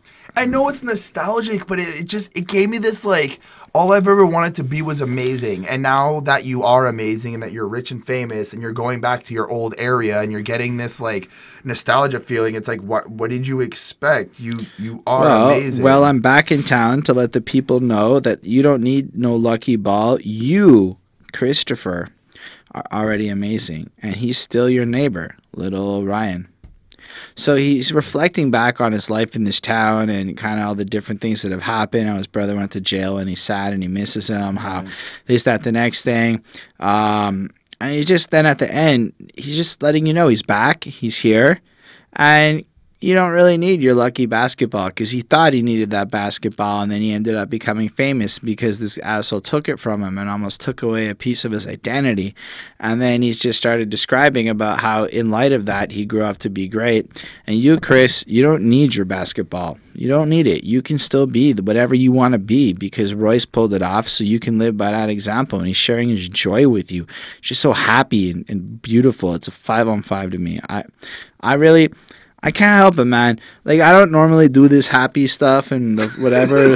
And it really is just this trip down Royce's memory. But the way he just described it, like, everywhere I go, I used to bounce that ball. You just picture, like this little 8-year-old kid running around, and life is good. But then you feel like he's getting older and things are getting harder. But then you feel like everything's going to be okay. And that's a cool feeling to have to me. You don't have to like it. That's fine. I gave it a 3.5 on 5. That's fine. You don't have to like it. We can go outside and I'll kick the I'm afraid. Sometimes I'm even So this song features Marsha Ambrosius singing and Robert Glasper, the famous jazz musician, jazzing it up. How did you think about this? I like this one. We got to start off with Royce's son. Right. Royce's son is asking Royce what his fears are, what he's scared of. And right away, Royce is like, I'm afraid. Sometimes I'm even afraid to admit I'm afraid. I'm afraid of the weight of my problems. And he just dives right in and, like, being completely honest with his son and with the listeners. Like, he's got his own fears. And you kind of get this sense that, like, he knows that he has his fears, but he can't let it affect him, because he has to keep doing what he got to do. He's got to be, whether it be G, whether it be straight, whether it be like focused, like you just got to stay on your grind. But something that really stuck with me was in verse 2, when Royce was like, I never taught you to ride a bike, but we still a lot alike. And you making music now, I wonder what made you want to give this a spin. You know what I'm about to say next, right? I'm afraid of you drinking, though I never taught you to swim. I'm afraid of you sinking.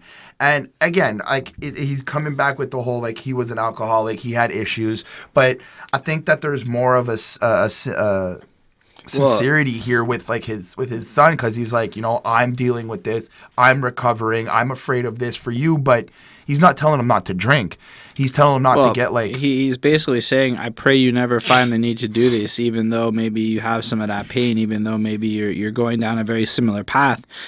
I just pray you never do, because you are genetically predisposition to having alcoholism. So your friends and stuff, they might be able to drink and have no problem. But unfortunately, son, I've handed you the genetic lottery of addiction, and you are going to unfortunately end up going down a very bad path if you were to pursue that. So it's his fear as a father to say this, even though he knows that he's his dad and his son's going to do whatever he wants and stuff, which is really cool. But yeah, you're right. It was really good lines, really meaningful. Really, really cool lines. And it's just, you get this sense of like, he can really talk to his son, and like he can trust him with like what he has to say. I mean, I feel like it's more that he's finally learned how to, right? Like, okay. Because like, I mean, the whole point of this album is almost to address the fact that his son's so big and he doesn't know.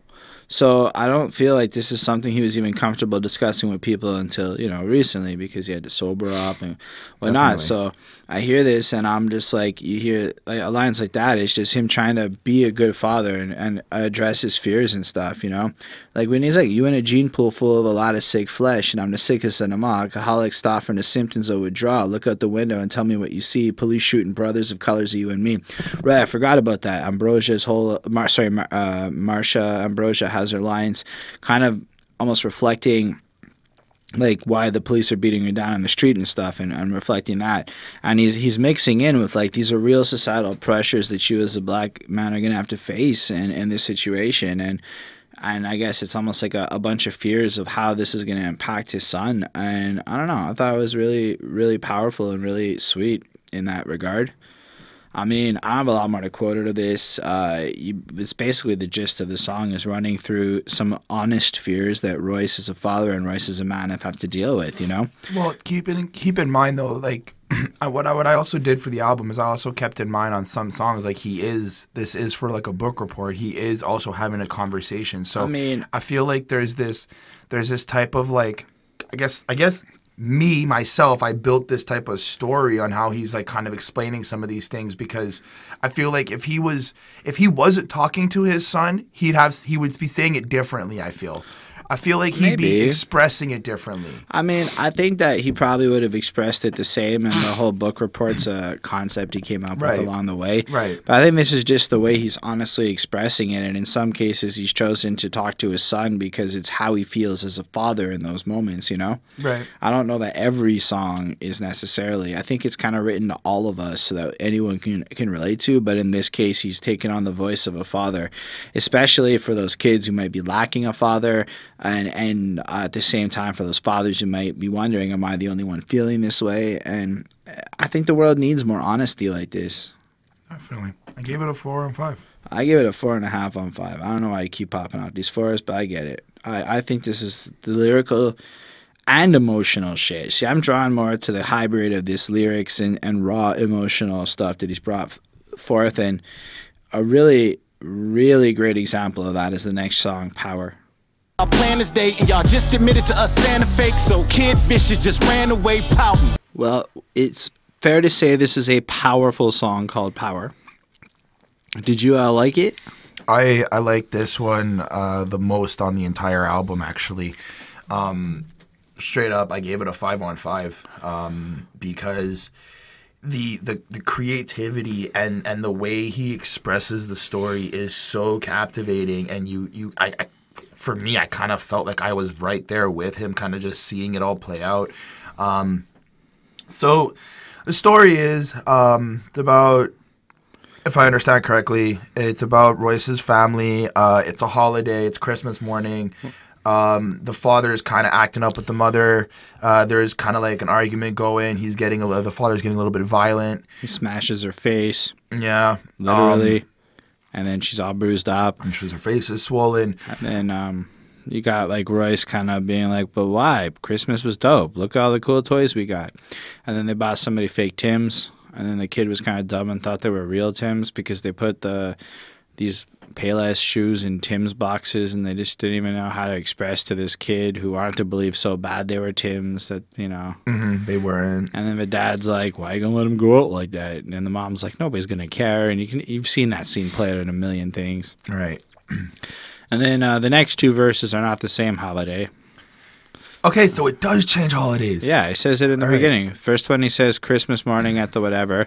Then the second verse is Thanksgiving. And the third verse is just when the turkey's done on that same Thanksgiving. So the second and third verses are the same storyline. So you get the sense in the first verse that this is what their youth is like. They're growing up and they see this kind of stuff going on, and they're angry about it, right? And Greg is the older brother, and then there's the other one, Lil Vish or whatever. There's Vish, there's Greg, and there's Ryan. Yeah, and Ryan's like the middle child is what I got the sense. Right. And then on Thanksgiving, it's a little bit older now. Dad's sleeping, and Greg gets home drunk and he's raging, and Mom's like, "Come on, don't wake him up. You know, it's easier. But don't make noise." You can see the fear, like you can hear the fear in the mother. You can also hear the fear in Ryan. Well, more rage in Ryan. No, I feel not Ryan. No, right. I meant Greg. My bad. So what I'm saying is as Ryan's telling this story, you feel Ryan's fear and anxiety building. Greg is raging like, "Oh, fuck that guy. I can take him anytime." And Ryan tells us that that's not even true. He tried once when he was sober and father just like broke him or whatever. And then he's making all sorts of noise, this and that, humming and hawing.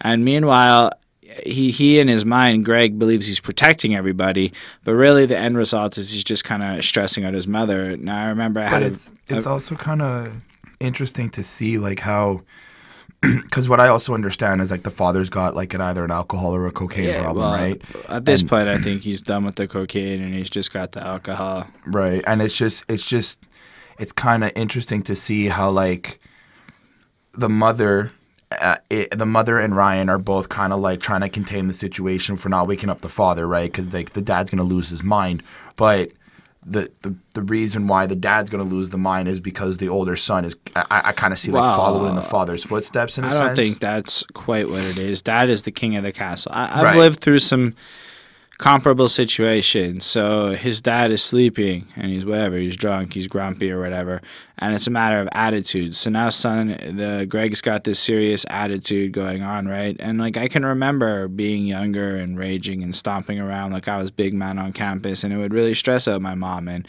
maybe make her life more difficult, even though I didn't realize that I was trying to fix the situation, but it ends up creating more problems sometimes, as we see in the third verse where now Greg has successfully woken up his father and his father's fucking raging like, "What, you are drinking again, come back, blah, blah, blah, blah, blah." And Greg just kind of ignores him. And then his dad just punches him so fucking hard that no.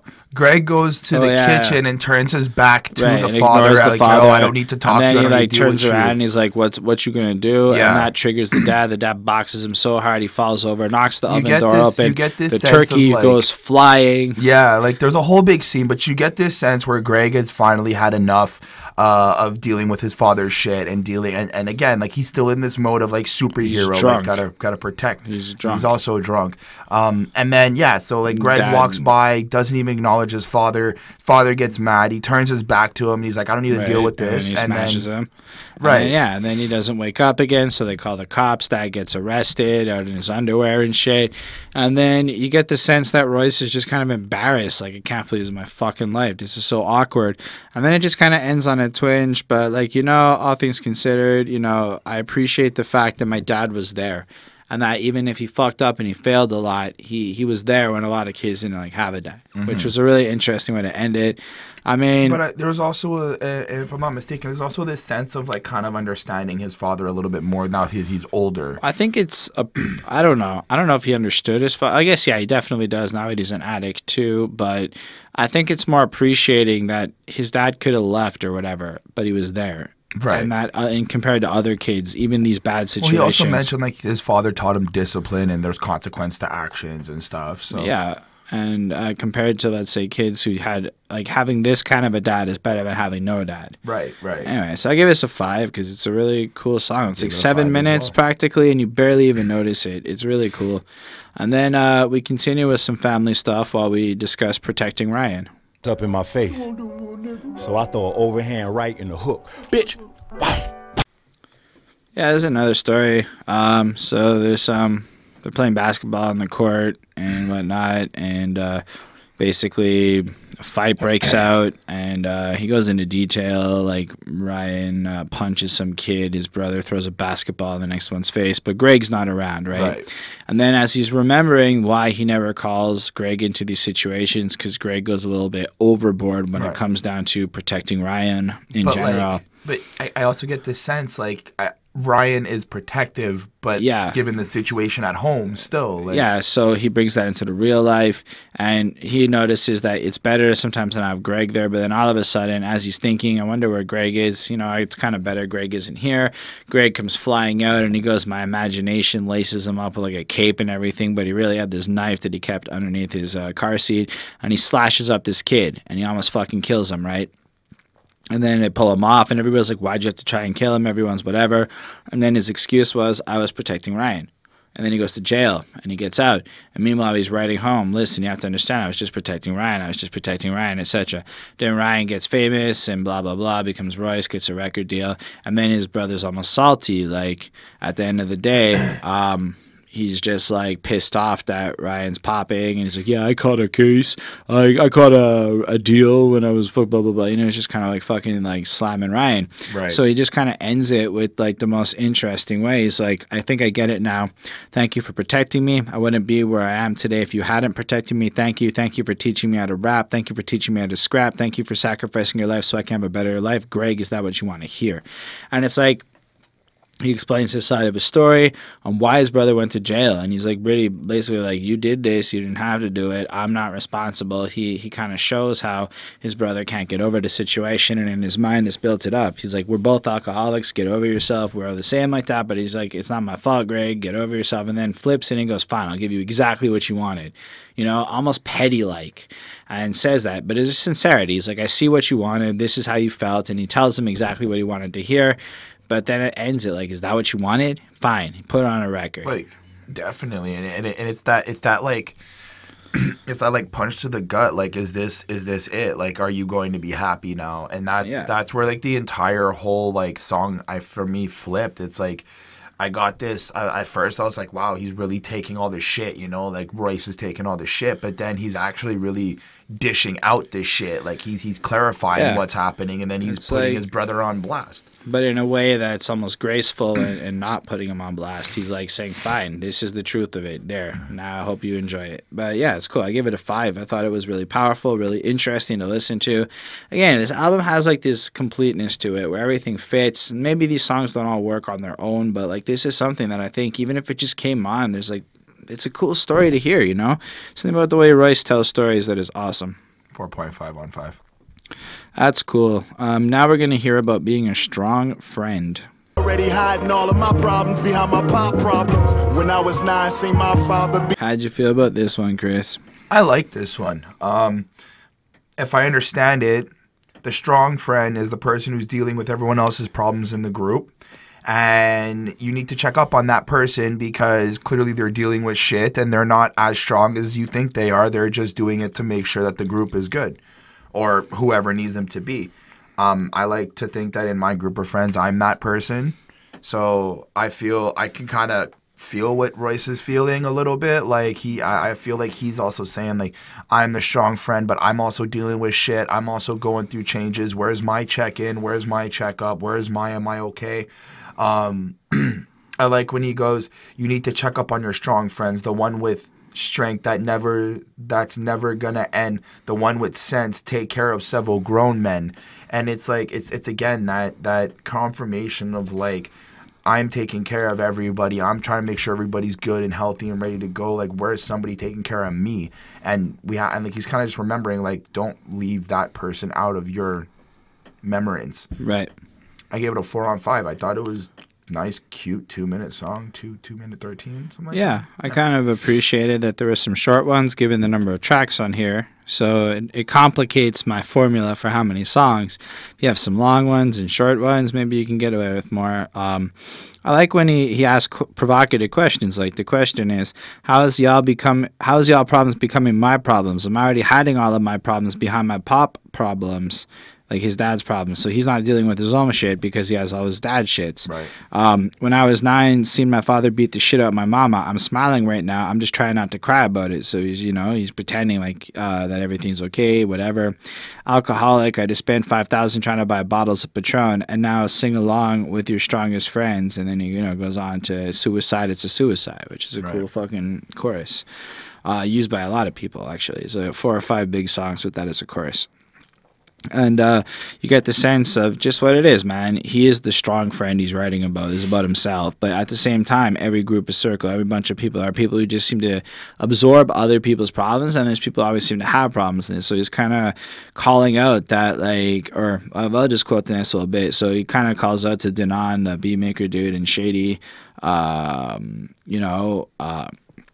since we're all good friends, why don't you make sure to take care of my kids if something is to happen to me or whatnot? But I really like when he's like, hope my body look beautiful while I lay in my strong suit now that he's dead. Rumors spread about me that ain't true. That's how the fake do. If I'm the strong friend, then what the fuck that make you? So in a sense, he's saying that if it ever gets too big and he kills himself, like, consider the implication of how you as a person dumping on your strong friend. That means you're weak. That means you're a fucking parasite and shit.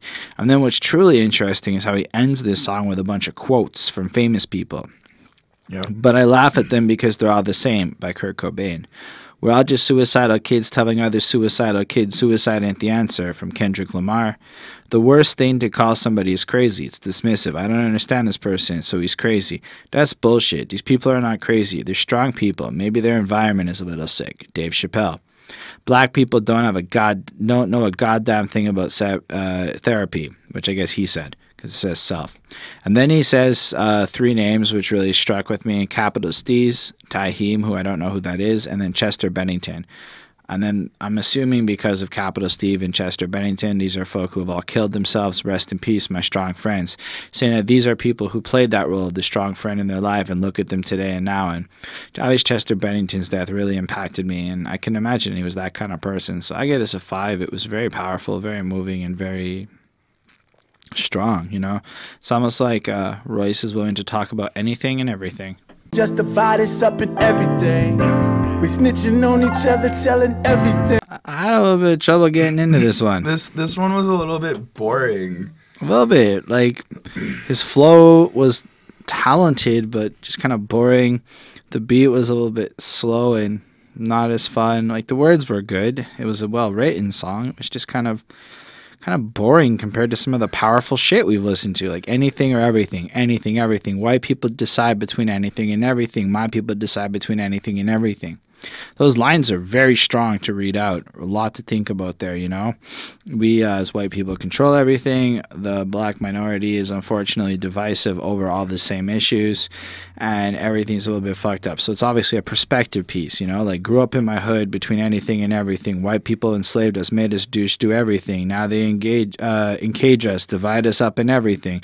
We snitching on each other and telling everything. So it's kind of like playing up all the lines ending on everything or anything. Mm-hmm. Providing some social commentary and shit. Or Mom and Papa used to fall it over everything. I'm at the mom, spending it all on everything. Money and power, bitches over everything. If I don't make sense, if I ain't living for everything. And it's like, okay. I get this sense of Royce kind of sees how people are living today, I think. And it's kind of like it's all or nothing. You have to have, like, it's like the nicest pair of Nikes, that's the first shoe, the brand that came to my head, are what you need to buy to be involved. Yeah. And it's like, we're going to go and spend our money on anything, but it's everything to us. I mean, on top of that, you could say that we'll spend our money on everything or anything. It's just kind of a little whatever. Then it ends with some more quotes, which America will always side with those whom she can direct, give orders to, and have those orders obeyed. Minister Louis Farrakhan, who's a name I think I need to learn more about.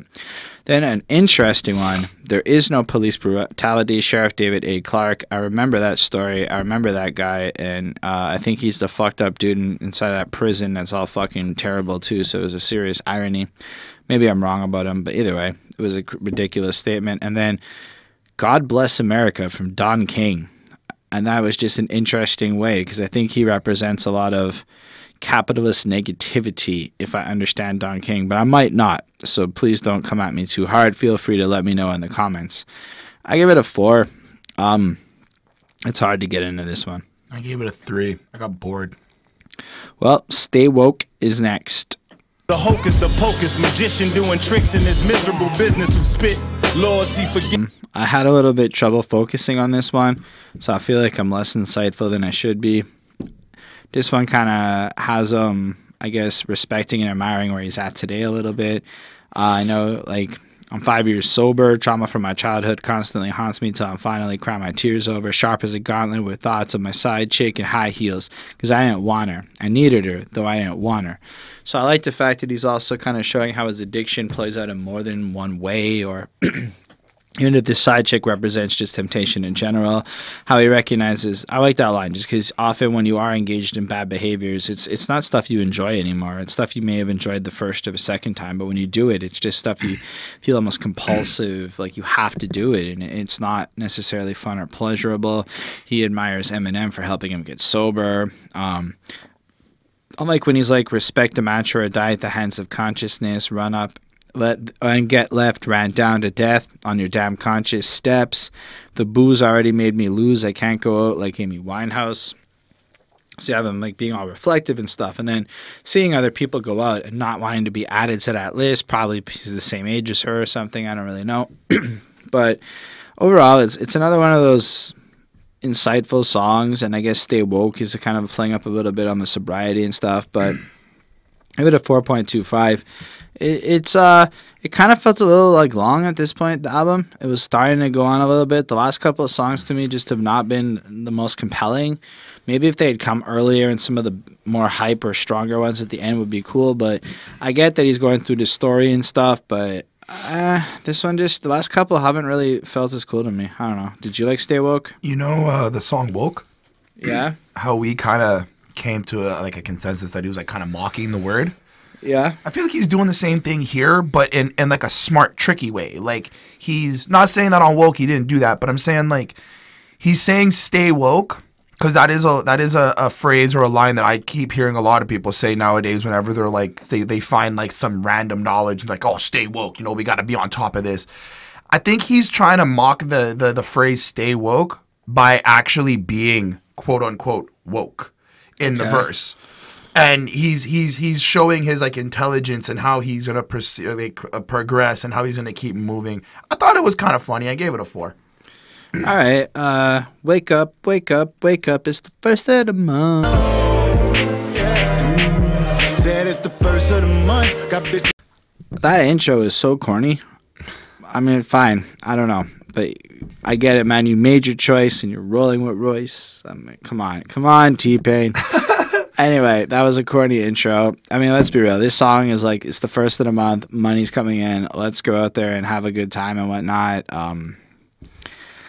God only put on me what he knows I can handle, but it's like the first of the month. I'm putting rims on my car. My lady said it's a waste. Bullshit. I'm a star. Leave me alone. She jealous anytime I'm going to shine. She said, if you're so talented, why ain't nobody heard of you yet?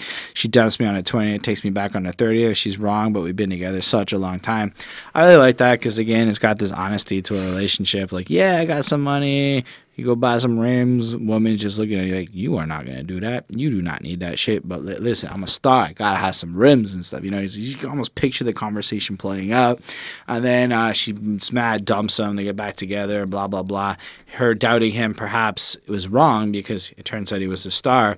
But when you've been with somebody a long time, you got to let that go and blah, blah, blah, which was all swell and nice. T-Pain sounds really nice, but said nothing super noteworthy. I like the way that Chavis Chandler sings out the Bone Thugs Knot at the end with the first of the month, paying some homage to the title and the idea they jacked. I mean, it's initially Royce the 5'9's version of first of the month. It's pretty much the same thing. He gets paid on the first, just paid a couple bills, just got some shit cut back on. I gave my mama some money so she can go out and gamble. It's he's taking care of the family. Like, we having a wonderful day, and I won't fuck with me now because it's the first of the month. And anyway, absolutely. I think he's also kind of like paying homage to hip hop and like he's showing like he's again reiterating that whole idea of pay homage to your legacies, pay homage to the legendary rappers, you know, like go back and see the ones who paved the way. I like when T-Pain was saying, money doesn't buy happiness, so I'll cry in my Ferrari. I'll go cry in my Ferrari. He's apparently actually biting a Royce line from back in from a Slaughterhouse track. Yeah, because but it's say not like a negative thing. He's on a Royce song, so you can do that. It's cool. That's fine. I find that line to be a little bit funny, just because like that's something that I would say when I like, I don't know, if I'm having a conversation with like the girlfriend or a couple friends bitching about money or whatever it is, and that one person is just like, oh, well, money doesn't bring happiness. I'm that jackass that'll be like, that's fine. Then I'll go cry in my Ferrari. Or if, you know, money doesn't bring happiness, you can give me your paycheck and I'll be fine. Because I feel like happiness is based on what you think happiness is. If money makes you happy, then that makes you happy. Yeah, that's an interesting line of thought. If money makes you happy, there's a good chance you're not as happy as you think you are. Money creates instant satisfaction. Anyway, I think the line's interesting because it's ironic. I think he is crying in his Ferrari. Like, he has it all. I took that as well.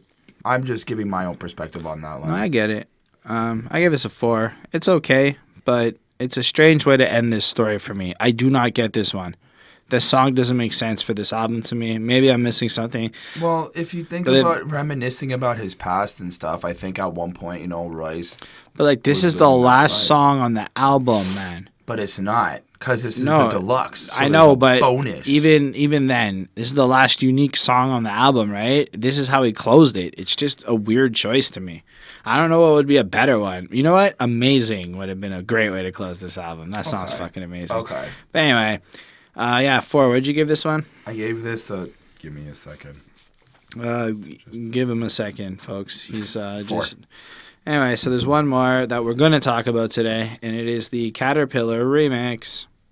Right now, I'm here to talk about suicide and depression, anxiety, mental health, and all that other. If you want to know how I feel about Royce the 5'9" or King Green or The Beat, you can go check out when we talked about Caterpillar, because it's all the same. So I think we should just talk about Logic, and we're going to start off by how on Spotify, Logic ?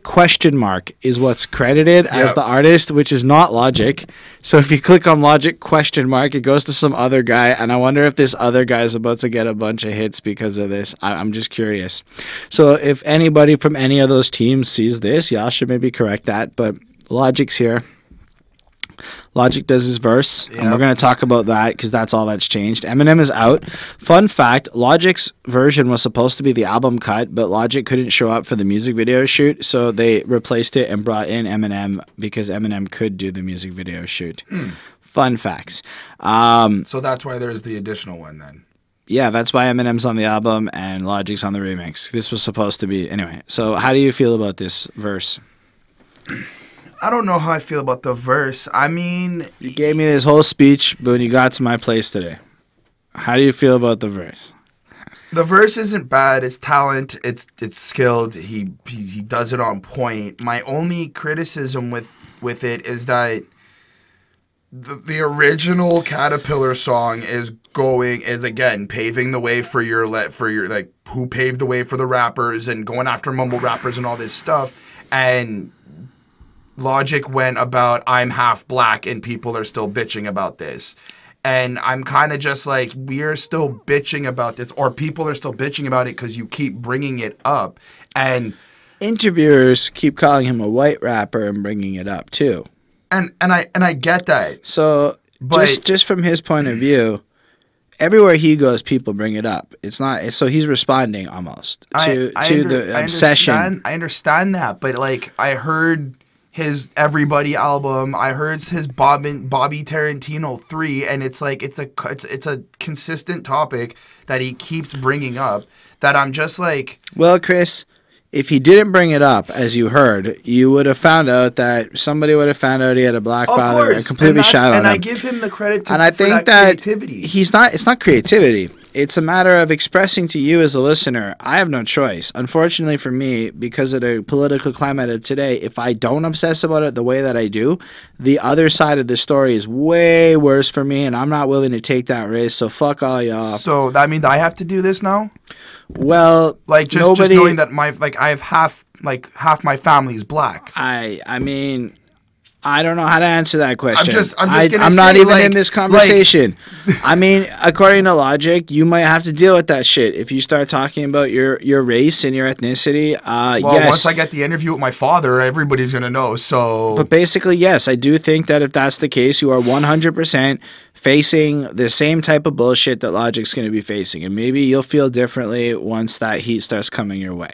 In that point, though, I do think that his point, it starts off, he sold all these records, BET won't have them, and then he's just trying to, like, describe his fish, you know, shitting on a brother I should love, man, that's silly, yo, fuck all this division, the lyrical incision, it's time to fully, because hip-hop is beautiful, it's you and I, it doesn't discriminate if you black or white, if you a Christian or Muslim, I just love him, put nothing above him, I just want to be remembered as a good person, dispersing a message of hope while the world worsens.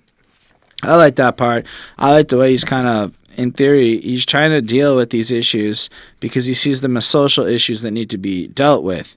So until the world is okay with mixed people or things like that, I think he feels the need to carry that torch and bring that fight in. And maybe one day you join him. Maybe one day Chris and Logic are talking about being biracial on a song. What the fuck, man? You're going to tell me that, like, if you haven't lived the life, well, it's hard to say what. And then if you don't want to listen to it, you can just turn Logic off, right? Let's just be clear. I don't know what Logic's life like. I don't know what he had to deal with. But I know that for my life, I was told that I'm only white. And that no matter what happens in this world, I am white. And it doesn't matter that my dad is black. And it doesn't matter that half my family's black because I am white.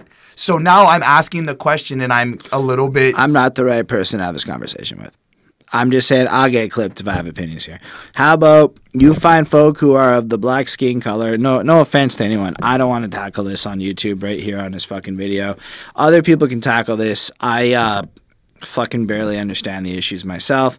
All I'm saying is Logic's putting together his point of view on why he thinks this is a prevalent issue. Right. I definitely think he made far too many songs on it on everybody, but I also don't feel the way he is. Maybe I'll write 23 songs about the same thing one day. How am I supposed to judge somebody for that? It depends on how you feel and what comes out. Now, as a listener, I thought the verse was actually pretty cool. Well constructed. A different take in the direction than where Eminem went with it, but I don't like the song any less with Logic on it. It's still a 5 to me. In my opinion, it's almost like you got just two versions of this really great song, and I think Logic's arguments are well placed. I gave it a 4. That's cool. So yeah, that's the end of this journey through the Book of Ryan by Royce da 5'9". Oh, it's been a journey. I gave this album a 4.61. I really like it. It's got a lot of lyrics that are deep and personal. I quickly saw something online before that said something on the line that you're going to know more about Royce da 5'9" by the end of this album than all of his previous work put together. And I get that. I feel like I was just let into Royce's mind. I was explained some things. This addict telling me that life will be better. Some of the dark things he's been through that he's had to overcome. You feel so hopeful and powerful it's done. And it's a really cool way to construct an album. And I hope this continues to pick up these personal and interesting projects relating stories that I don't think a lot of people would have had the courage to have even told 15 years ago out of fear of not looking hard or whatever. So I dug this project. I think there's a lot of replay value. A lot of people should come back to this project, and I don't know that it's going to get the hype it deserves because I don't think Royce is as famous as he should be, but definitely let me know what you think, y'all. So what did you give it, Chris? I gave the album a 4.6. I enjoyed it. I enjoyed going into the mind of Ryan and getting to understand a little bit more of where he comes from and like what brought him to who he is today. I think that I'm actually just going to go back to it again and try to understand a little bit more on some of the things that Royce has to say, you know, Eminem, Logic, and all the other people on the album that I have to say, because I think that Royce is a very good lyricist. He explains he expresses his messages very well, but in ways that give you, as we've seen today on the podcast, that kind of spark new ideas that I think I may have missed doing my review today. So I'm definitely going to go back to it. Yeah, cool. So let us know what you thought about the album in the comments. That's your platform to speak. Thank you so much for watching this podcast, this episode. We appreciate you being here with us. It means the whole world. And don't forget, if there are albums you want to see us cover, you want to see us review, you can hit us up and become one of those Patreons and join that tier and join the request raffle. Anything you want to show support, if you feel so inclined, would be cool. Subscribe to the channel if you care about more stuff. Let us know what you want to see. Even if you don't do the Patreon thing, put your request in. We're still going to do stuff on the request list. It's just got like almost 300 albums on it, so there's still a lot to do. It's just a way to cheat and expedite stuff for you, like the free pass to cut the line at an amusement park. Anyway, that's all. I'll find a cool way to introduce the Patreon thing soon. But yeah, thanks for being with us. You guys are amazing, and have a wonderful week. Bye.